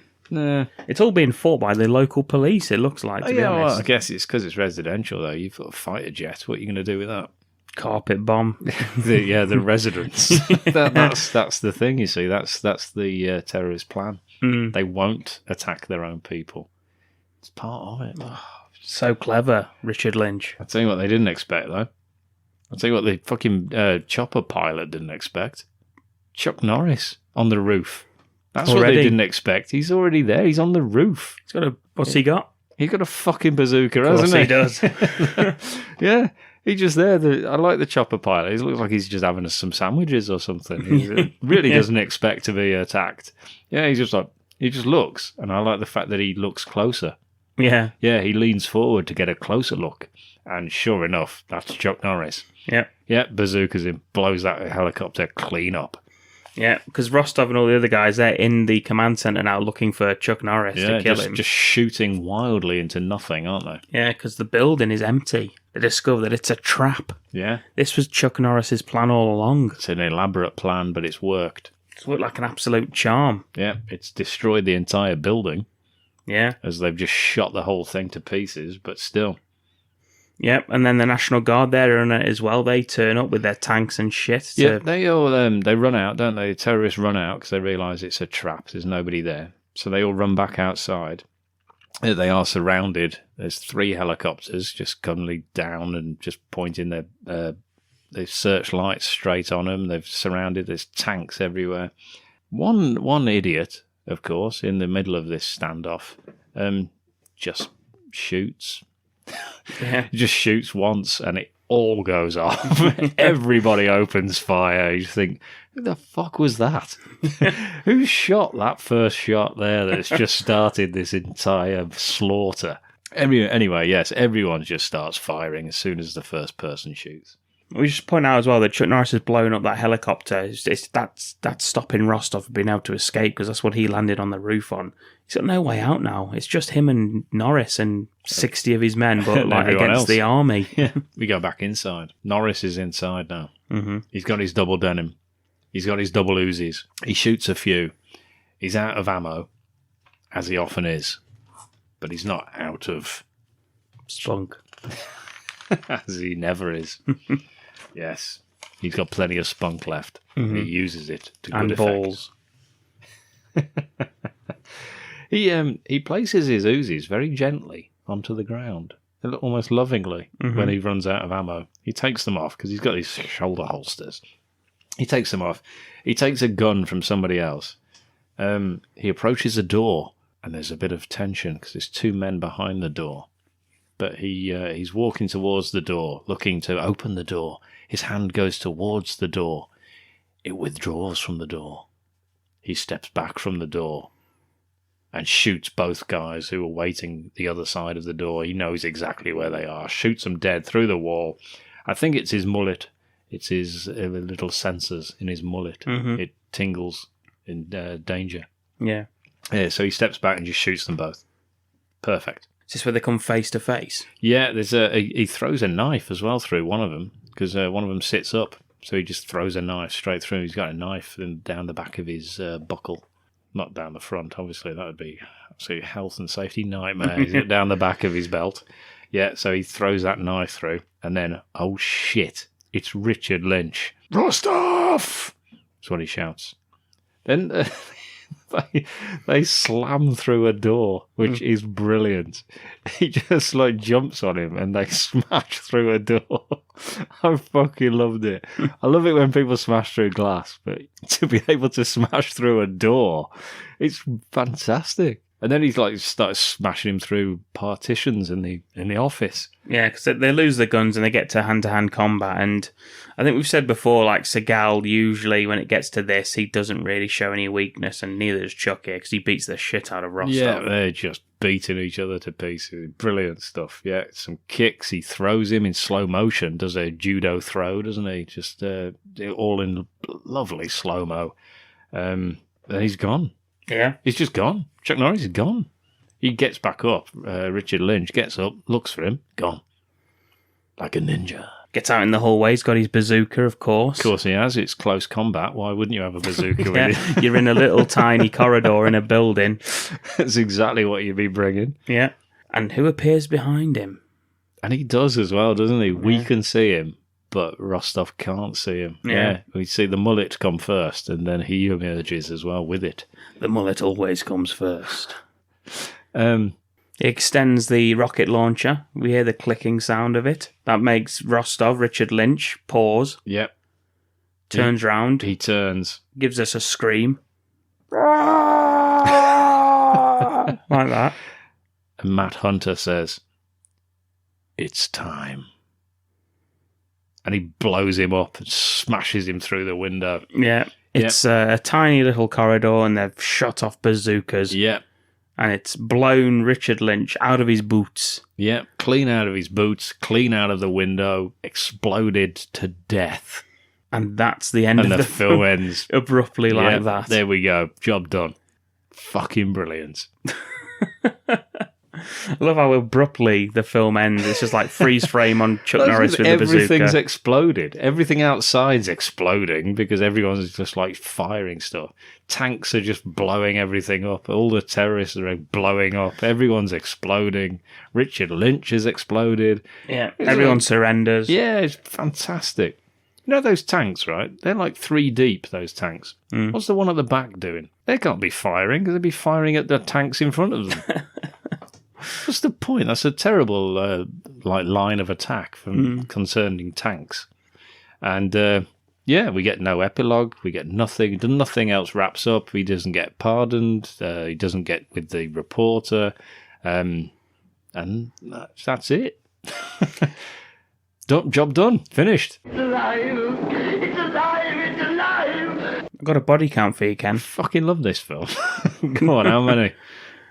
The body count for this film is 129. Oh, that's brilliant. I love a triple figure. Of the body count, can you have a guess at what Matt Hunter's on-screen body count was? How many did he kill of that 129? 129 in total. On-screen deaths. On-screen, probably 12? Matt Hunter's body count is 30. Really? He kills 30 people. That's more than I thought he killed. Mm-hmm. Well, clearly, because I said 12. Yes, that makes sense, yes. That's just maths. So where does this run? We've done Lone Wolf McQuade. Yeah.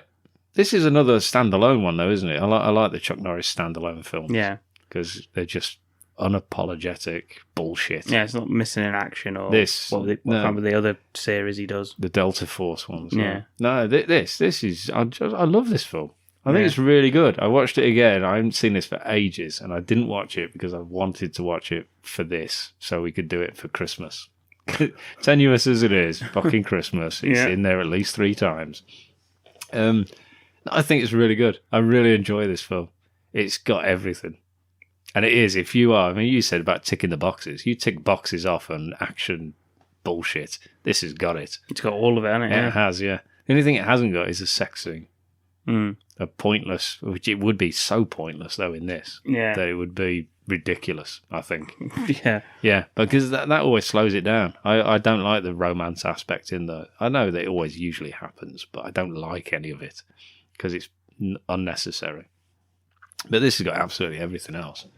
Things just exploding, overly evil people, overly indestructible heroes, going against the rules, one-man army, the car chases. Yeah, it's just got absolutely everything. Even the old buddy from the military saving his ass. It's like pretty much ticks boxes on all counts, and I fucking love it.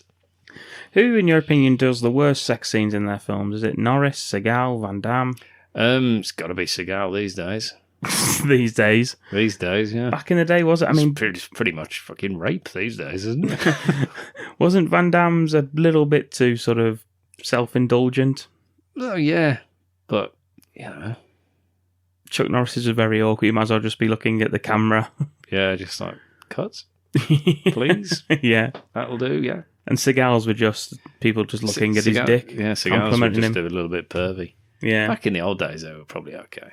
You know, I don't want to see it now. I don't want to see any of that business now. I don't know. I mean, I don't really like seeing any of them, to be honest with you. No. Apart from Tia Carrera in Showdown in Little Tokyo. I'd see that any day. I'm not sure that was really her, but, you know, I'd gladly watch that scene again. And Rothrock. Sworn to Justice, I think. Yep. I'd watch those scenes. That's fine. In fact, I've got them in a little compilation I've made myself. So if the Bad Movie Cult were going to pick a Chuck Norris out of the ones we've done, would you tell them to watch Lone Wolf or would you tell them to watch this? Watch them both. God's sake, what, you haven't got time? Yeah, if they haven't got time. Of course you've got time. There's only 3 hours of your life. Watch them both. Sorted. If it's Christmas, watch this one. If it isn't Christmas, watch the other one. There you go. Sorted. Yeah, that means you can watch them both every year. 3 hours of your entire life. Every year. That's all I'm asking. Plus all of his other films, obviously. I'll recommend those when we do them. Well, there we go. I recommend we move on to this week's film pitch. What? It's alive! It's alive! It's alive! Right, so I'm thinking, Ken, that we do something similar. I want Die Hard. I want something similar to that. I want it set. I liked the set in the shopping mall at Christmas. Maybe we do that. The whole thing? Yeah, the whole thing's set at a shopping mall. Die Hard in a shopping mall. Yeah. Can we call it that? No. Okay. Because we'd have to Die Mall. No. Action Christmas. That's what it's called. Yeah, fuck it. Go on then. Action Christmas. Not Christmas action? No, Action Christmas. Have we got an exclamation mark after action and Christmas? Yeah. Yeah? 2 after Christmas. Any more than one is redundant. Don't you study literature? What we've got, Ken, is... I'm going to put 2, but I'm not happy about it, okay? We've got one of those department Santas. Yeah. Steven Seagal. Yeah, is this going to be like Christmas Expendables? Yes. Fucking yes. This is America's biggest shopping mall. Can it be called Sensei Santa? I Sensei Santa. In the Force. Yeah. Can it be called that? Yeah. Fucking yes. He's got an elf, you know. Go on. Clint Howard. Oh, yes. What's his name? Dickie. Just Dickie. Dickie the elf. Dickie Elf. Yeah. Dick E, as in the initial E, or is it just Dickie? Yeah, like Chuck E. Cheese. Yeah. So he's Dick E. Elf. Yeah. Okay. The bad guy, Yep. I think we'll go with William Sadler. William Sadler, yeah. Yeah, why not? Bring him back. Bring him back in. Yeah. He's got a good evil face. Yeah. Why not? Perfect. Name? Is he a terrorist? He's a terrorist. Yeah. Yeah. Why is he blowing up the mall? Because he hates Christmas. Yeah. Because of a childhood memory. Mm-hmm. Okay. So he's insane. Yeah. Cool. He's got a whole group of them. They're all insane. All of them. Have they all got the same memory? Yeah, they all think it's the shed. Yeah, they're all brothers. Orphans, all of them. Yeah, they're all from the same orphanage. Nice. Yeah, And it's when they found Santa stealing all their presents I was going to say rape. and raping their mom. Oh no, they're No, orphans. orphans. Raping Them. Not overly festive, is it? Nothing says Christmas. Like a multiple rape of orphans. Of orphan children. Yeah. Don't know. Don't know if we'll get it past the censors. Yeah, why not? Let's put it in. Let's put it in. Him. He. Yes. All of them. Yeah. All of the terrorists were raped as orphans by Santa. Yeah. Well, someone dressed as Santa. Let's not. Yeah, not sully- actual Santa. No, not the real Santa. He No. turns up later on, perhaps. Yeah. He just flies over at the end. Ho ho ho. Sprinkling them with dust. Yeah. So William Sadler. Yep, he's in. Excellent. He plays. The name of his character, Ken, is Dundee Marmalade. Bloody hell. Is he Scotch? No, Oh. Why is he called that then? that's just his name. It's a common name. I suppose it is, yeah. Dundee Marmalade, it is. Yeah. And then you'll have a group like all of his like orphan mates. They're all going to be on there as well. So we'll need a few other bad guys. But in terms of the Santas, you got Seagal. He's the Sensei Santa. Yeah, he's the main one they go to for wisdom. Mm-hmm. He wears a bomber jacket, satin red bomber jacket With white trim, white cuffs, yeah. and a Chinese dragon, but with reindeer antlers on it on the back. Nice. Has he got a Santa beret on? Yes, Yeah, yeah, he does. yeah, good.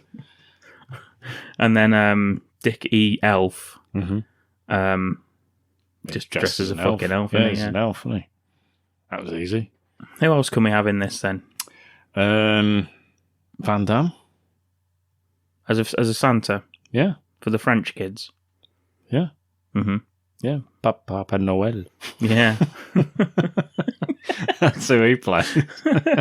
Any French kids that go to the mall go to see Papa Noel. Yeah. What's he called? Père Noël in French. Fuck. I was close, wasn't I? Santa Claus. Je suis désolé. Santa For Claus. the French listeners. Santa Claus is called Père Noël in French. Small children may also call him Daddy Christmas. Nobody. What's that? That's the least French ever. Was that a song by bloody Boney M? So I'm not calling him that. Can we have one Big Daddy Christmas played by the fucking what's it? Fred Williamson. Yeah. Yes, we can. Big Daddy Christmas. Mm. Yep. Don't know why he's in the mall. It's his mall. He owns the fucking mall. All right, he's got a velvet red and white trim suit on. Yeah. Yeah. Big Daddy Christmas owns the mall. Nice. He's a Santa distributor. Yes, that could be it. Yeah, they all work for. Big Daddy Christmas. Yeah, that's the name of the company. Yeah. And you get French Santas, you get Sensei Santas for some reason. all adept in martial arts. Yeah. In case anything happens. In case Dundee Marmalade comes calling. That's him, yeah. And then you've also got Père Noël needs to have an elf as well, doesn't he? Pepe? Yes. Little Pierre. Yeah, Pierre Elf. Yeah.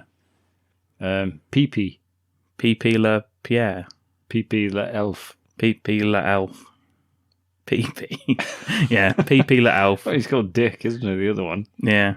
So PP Little Elf, played by Daniel Radcliffe. How many of these Santas do we want?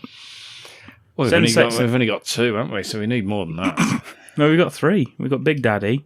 Oh yeah. He runs it from an office out elsewhere though. He can only turn up at the end. Yeah, he's on the headset. He turns up at the end, save the day somehow. But obviously, head of security at the mall.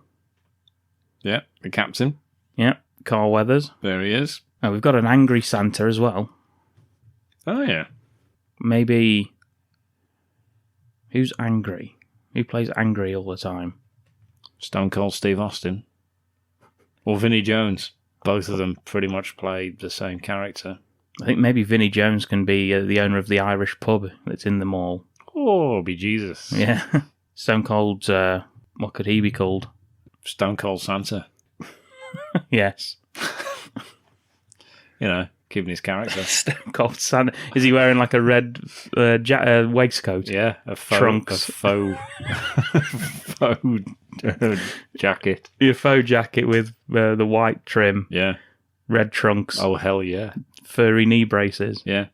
Stone Cold Santa 316 says, I just emptied my sack. Oh, yes, that one. The classic proverb. In this mall, they've got a wrestling academy. You should say it's the big mall. Yeah, it's the biggest one in the world. In America, should I say. Which is the world. Yeah. Right, guys? Or so you'd have us believe, you Americans, right? Fuck yeah. So we got Stone Cold Santa. Stone Cold Santa. Female Santa as well, you know. Oh, yes, yep. Who's female Santa? Halle Berry? That'd be ridiculous. Who played... Maggie Smith? That's more like it. She's pretty hardcore. Ruby Rose. Who? Ruby Rose. Every time. I do apologise. Ruby. Rothrock, after you showed me that picture of her with her special kicks. Yeah. She could be Mrs. Santa, couldn't she? Mary Christmas. Yeah, I like it. She could be Sensei's wife. Sensei Santa and Merry Christmas. Okay, she's in. She comes out and gives him his little cookies to eat as when they all come to him for advice. I bet she does. Anyway, right, what else we got? Let's have another female Santa who is a double agent. Oh, okay. Turns on them and Rothrock has to fight them. Yes, and she's been teaching her. Yeah. And she turns on the way of on the her. Santa. Yeah, the way of Christmas. Yeah, yes. And she turns on Rothrock. Mm. Okay, so who can that be? Can that be Gina Carrano? Yeah. Why not? Because, the popularity turn. It's what they'd expect. Mm-hmm. Who's she playing? She plays... Dirty Christmas. No, she doesn't play Dirty Christmas. That's a shame. That's one of your films. Yeah. That's how you were in. I have always hoped to play Dirty Christmas with Gina. She plays Christmas Pud. Christmas Cracker. Mm-hmm. That's nicer than Christmas Pud. Yeah. Although, hurrah for that pud. Christmas Cracker, yeah. Christmas Cracker. We probably need someone else other than Sadler. Dundee Marmalade. They're all called Marmalade. Christmas Cracker Marmalade. No, they're not family. They're all like orphans, but they're not related to each other. But they could take all that last name as they all could take the name of Marmalade. Yeah. Yes. Okay. Then yes. Excellent. It's unnecessary and perhaps massively irrelevant to Christmas. Danny Trejo's in there. Okay. Senor Christmas. Marmalade. No, he's a good guy. Oh, is he? He's another Santa. Yeah. He's Mexican Santa. He's got a sombrero with a pom-pom on the top. Jesus Christmas. He's Senor Christmas. Okay, he's in. He gets killed. That's when we know Gina Carano's turn, because she kills Senor Christmas. Really? Mm. The cracker. Yeah. She kills him with a she's sucking on a what's it called, candy cane. Yeah. And she sharpened it to a point. Yeah, like in the Black Christmas remake. Yeah. And just sticks it right in his dick. Not seen it. In his dick? He sticks it up his nose. What's he doing with in his eye? Senor Christmas's dick. She's doing nothing with that. In his eye, straight through his fucking eye. Oh, that hurts, doesn't it? Yeah. Okay. This is like when the others don't know. Mm-hmm. Yeah, they all split up to comb because it's all locked down, so it's up to the Santas to all the SWAT teams outside and Carl Weathers. Okay, but how do we know there's a terrorist threat at all? Why are they spread out to comb the area? Nothing's happened yet. Well, I'm just telling you, like... No, we're jumping timelines. Yeah. We're shifting. So 3 hours earlier. So who's the main Santa? It's got to be a sort of a younger that can do most of the action scenes. Is it going to be... You think Big Scott? Yeah? That's got to be, I guess, hasn't it? Yeah. Carl Weathers is, in control of the security guards. He's head of security, yeah. Yeah. He's commanding everything from the, with the CCTV cameras. Mm-hmm. Have they all got earpieces in, these Santas? Yeah. And they talked to Fred Williamson as well. Special ops. And Fred Williamson and Carl Weathers were old army buddies. Saved his ass in Puerto Rico. Yeah. And Carl Weathers saved his ass twice in Nam. But also Sensei Christmas was there as well. Sensei Santa. That's him, yeah. Sensei Santa, he was there as well. What about Statham? He could be a bad guy. He could, couldn't he? Mm. It's against type these days, but yeah, jazz it up, wouldn't he? Yeah. Okay. He's in as a bad guy. That's his name. Jazz Marmalade. Jazz it up. Jazz it up Marmalade. Jazzy Marmalade. Jazzy Marmalade, yeah. Jazz E initial Marmalade. Yep. He's in. So Jason Statham is Jazzy Marmalade. Yep. He's the brother of Sadler. The real brother? No. Orphan brother. Orphan brother. Well, they all are, aren't they? Yeah. Oh. Not the Santas, but the bad people. Yeah, the bad guys are all orphan brothers. Yeah. And sisters. Yeah. Gina Carrano. Christmas cracker. Cracker Marmalade. Crackers with marmalade. Yeah. Maybe that could be the film title. Too late. I've got action. Christmas. Exactly. So yeah, we get like some explosions, some rigged explosions in the mall. And it's all because of Santa, yeah? Yeah. So the whole point is William Sadler and all of the Marmalades were sexually assaulted by a Santa. Just him, just Sadler, but they all share the memory. How? Because they're insane, aren't they? I thought I'd explain this. Yeah. Is that what happens? They've all shared it, yeah, through trauma. Oh, right, okay. Yes, that seems reasonable. The old man that ran the orphanage dressed as Santa for Christmas every year. And raped them. Raped a lot. Raped the bloody lot of them. The bloody lot of them. Yeah, exactly. We're laughing too much at this. We are. Well, yeah. You are. And the largest collection of Santas is in the world's largest mall.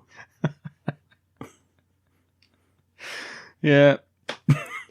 Who's the owner of the orphanage? Do we get a flashback scene? Yeah. Hello, everybody! Oh, no, it's Richard Dreyfuss. Richard Dreyfuss plays Old Man Marmalade. He's not going to be raping kids, Richard Dreyfuss. He's not taking that role, is he? Spacey, mate. Yeah, I don't know if we want to be casting Spacey.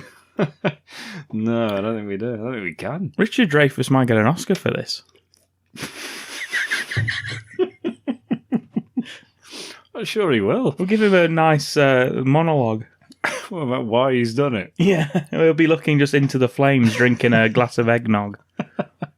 Saying why he raped hundreds of orphans. Yeah. You think you get an Oscar for that?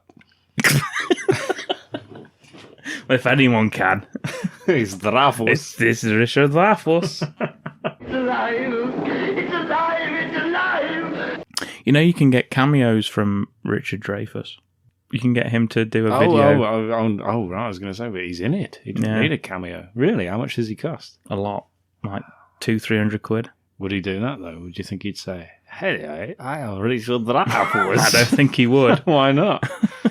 For 300 quid, he fucking better do. That's all you'd write in the thing. If I'm paying £300, I want him to say what I want him to say. Yeah. Not what he wants to fucking say. He mainly looks to be like cooking his dinner whilst speaking to you. What? Yeah. From what I've seen on cameo. What, on all of them? Yeah. What? He's not...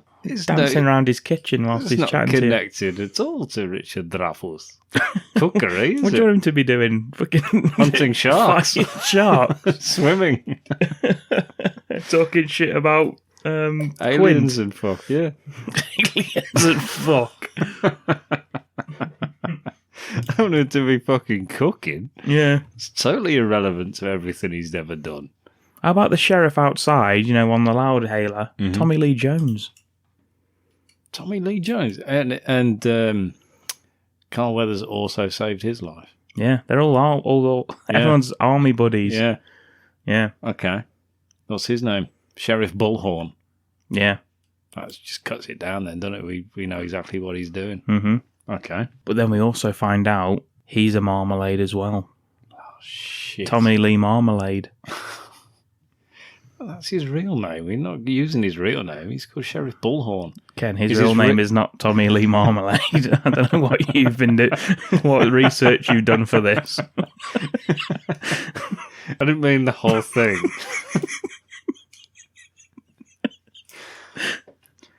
His name's Sheriff, yeah? So he's I called... like that No Country for Old Men. Was it Tommy Lee Marmalade that was in that? With the Javier Marmalade. It's alive! It's alive! It's alive! Okay, so he double crosses everybody. Yeah. Fucking hell, I didn't expect that. Another double cross as well, but Bloody hell. that's who Carl Weathers takes out. Of course it is. He takes out Tommy Lee Marmalade. Yeah. With his own bullhorn. Yeah. They're both wearing cowboy hats, even though he's a security guard. Carl Weathers still has a sheriff's hat. Of course he does. We've got more good guys than we've got bad guys, though. Okay, Dolph Lundgren. Fucking hell, that's just step straight in. Yeah, go on then. He plays, Danish marmalade. yeah, Danish with marmalade. Danish pastry. Just called Danish pastry. But he is But with that's the his marmalades. nickname is the Danish pastry. Yeah. Yeah. His real name's Augustus Marmalade. I haven't got room to write all that. Well, that's just, for the wiki. If anyone does the wiki for this film. Okay. Is that enough bad guys? No, we're still short. How many good guys we got? We've got 5 Santas for a start. We've only got 5 bad guys in total. Including Gina Carrano. Yeah. She's a bad guy. Yeah. Well, you're not included her in No, the other I've Santas. included her. I'm not including her in the good ones. Who's the good Santas? Who's the actors? Steven Seagal, Yeah. Jean-Claude Van Damme, Yeah. Fred Williamson, Yeah. Steve Austin, Yeah. Danny Trejo. Well, Trejo dies. Fred Williamson is more sort of held hostage.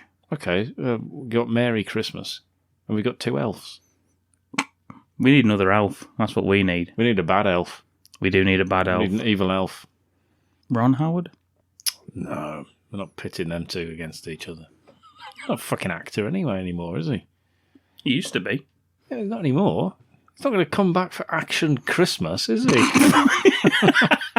He came back for DuckTales, whatever the fuck that Out thing of was his called. mansion to battle his brother Clint. Whatever that was called. Was it Maybe Quacker? it's Christmas. Maybe he would. Yeah. Wow. So a bad elf. Macaulay Culkin. It's a Christmas film. That's too referential. Who else? Rory Culkin. Was he in? The one who's not Macaulay. Was that not Kieran? Who? There's another one. Yeah. Who fucking Culkins are there? That's what I mean. Jesus Christ, like the bloody Carradines. The Baldwins. Well, all of them. Billy Baldwin? Billy Baldwin.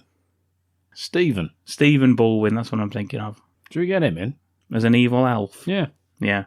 That'll do then. It's a bit closer now because you've got some double crossings going on as well. So Wait, is Scott Adkins in this? Not yet. No. Who's the guy that does all the main? It's got to be Scott then, isn't it? Get Scott in.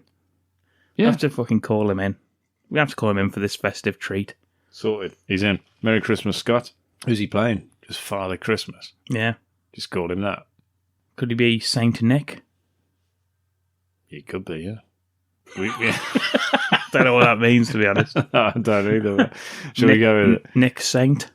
It's his first day on the job as Santa. I like it. Big Scott. So once again, we've cast Big Scott just beating up aging action heroes, haven't we? Mm-hmm. Excellent. There'll be loads of like ninjas as well. Yeah, of course. Dressed in like ninja outfits. Yeah, but like velveteen. Yeah. Plush outfits. Yeah, plush like ninjas. Red's plush ninja outfits. Yeah, of course they can. Maybe like a belt buckle you could stick your willy through. Well, it's Christmas. It's a time for magic. Yes. And he befriends, he gets to know the other Santas, a bit of an outcast still, but through his love of martial arts, he saves the day with the help of the other Santas by going into the different zones that have the different Santas in to help them out. Oh, yeah, they go through zones. Yeah. Yes. I like it. There's like a walkthrough, one of those walkthrough immersion, like in when you do Halloween, you walk through and there's people dressed up and stuff like that. They do that, but it's a Christmas Carol. Oh, yeah. Yeah, they walk through one of those zones at one point. Ebenezer Scrooge comes out. Yeah, and all the ghosts and the Marley and stuff like that. Bloody hell. It'd be quite frightening for the kids. It would, yeah. Well, that's in there.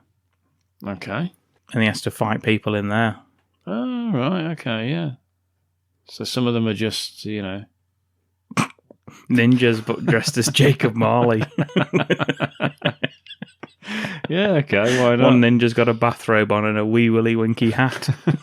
Dressed as Scrooge. Yeah, it can be, yeah. Opens the window and does the throwing stars at Scott Adkins. Bloody hell, that's not what you need at Christmas. Exactly. So we've got that. Obviously, he goes to the wrestling academy. Him and Stone Cold Santa, they have to do some wrestling with some ninjas, and maybe they can take out one of the main marmalades at that point. Maybe Danish pastry can... Danish pastry, he's got to be involved, doesn't he? Yeah. It ends up basically, you'd have Rothrock beating up Carrano, I guess, wouldn't you? You've got to. Yeah. Yeah. Tommy Lee Marmalade, he comes in to try and help out, and him and Carl Weathers have a fight. Carl Weathers ends up throwing him off the top floor into the fountain. Nice. What's Big Daddy Christmas doing? He's held hostage by Sadler. Oh, is he? By Dundee Marmalade. Oh, right, okay. Scott, who beats up maybe Seagal with Sadler for old time's sake? Yeah, Dundee. Yeah, okay. Maybe who's Scott beating up? All the ninjas. All of them? Yeah. Okay. Pretty much. Yeah. He's in lots of fight scenes. You got Pierre Noel as well. Who's he battling? Who else we got on the bad side there? Statham. Yeah. Is he beating up Jazzy? He's beating up Jazzy Marmalade. Jazzy Marmalade. Yeah. He wraps Christmas tree lights around his neck, throws him off, and hangs him from Hangs him, yeah, like a Christmas decoration. Yeah, like a Christmas noose. What about me elves? Do they get into fight? The evil elf. Dickie and Pee-Pee. Pee-Pee gets killed. Oh. Who's Pee-Pee? Radcliffe. Yeah. Pee-Pee. Pee-Pee Lelf. Pee-Pee Elf. He gets killed, yeah. That's a shame. And then Sadler gets killed by, I guess, Adkins. No, Seagal, isn't it? As we said. Seagal. So, okay. And then Dreyfuss? Old Man Marmalade. Yeah. He's dead? Oh, he'd be like Grandpa from Texas Chainsaw by now, wouldn't he? If William Sadler was a child getting molested by him. Yeah, so he just smashes through the ceiling. One is dead. Yes. To his death. He's brought him along from the retirement home. Nobody knows how he got there. Yeah. He just smashes through the ceiling, the big glass ceiling, and he just dies on the floor. Sadler's trying to get away after they've had the fight from the helicopter, and they do the old the explosive. They attach it to Sadler and blow up the helicopter. Excellent. That's the end, and they save the day. All the Santas, they all high five, but like a flaming wreckage of the helicopter lands and kills Clint Howard just at the end there. And the pilot is Ron. Yeah, yes, who laughs, but then also explodes. Yeah, exactly. Perfect ending. Mm-hmm. It is, isn't it? That can't be the post credits. Yeah, yeah. You don't want to ruin the end because that's a good ending. And then we have that post credits. Is that it? Are we done? Is there any more questions? I don't know. Is there any other questions other than when can we get this started? Time is of the essence. It's nearly Christmas. You're gonna have to get on the phone right away. I will do. Goodbye. And with that, we bring this episode of the podcast to a close. So what did you think of this week's episode? What did you think of this week's film? Let us know. The email address, badmoviecult@gmail.com. You can also find us on Twitter, Facebook, and Instagram. If you want to discuss this week's episode with other cult members, you can. You just need to search the Bad Movie Cult discussion group on Facebook. All links will be available in the show notes. And if you enjoyed the podcast and are wondering how to support us, we ask that you please like, follow, subscribe to us on whatever platform it is you listen to us on. And if you can leave us a rating or review, it's a massive help in getting us found by new listeners. Thank you very much. Well, thank you very much. You can find all previous episodes as well as written reviews of films not covered on the podcast on our website. That's www.badmoviecult.com. Join us again next week. We'll be back with another festive movie deep dive. Ho, ho, ho. As festive as this one. Right here on the Bad Movie Cult podcast. Goodbye, everybody. Goodbye.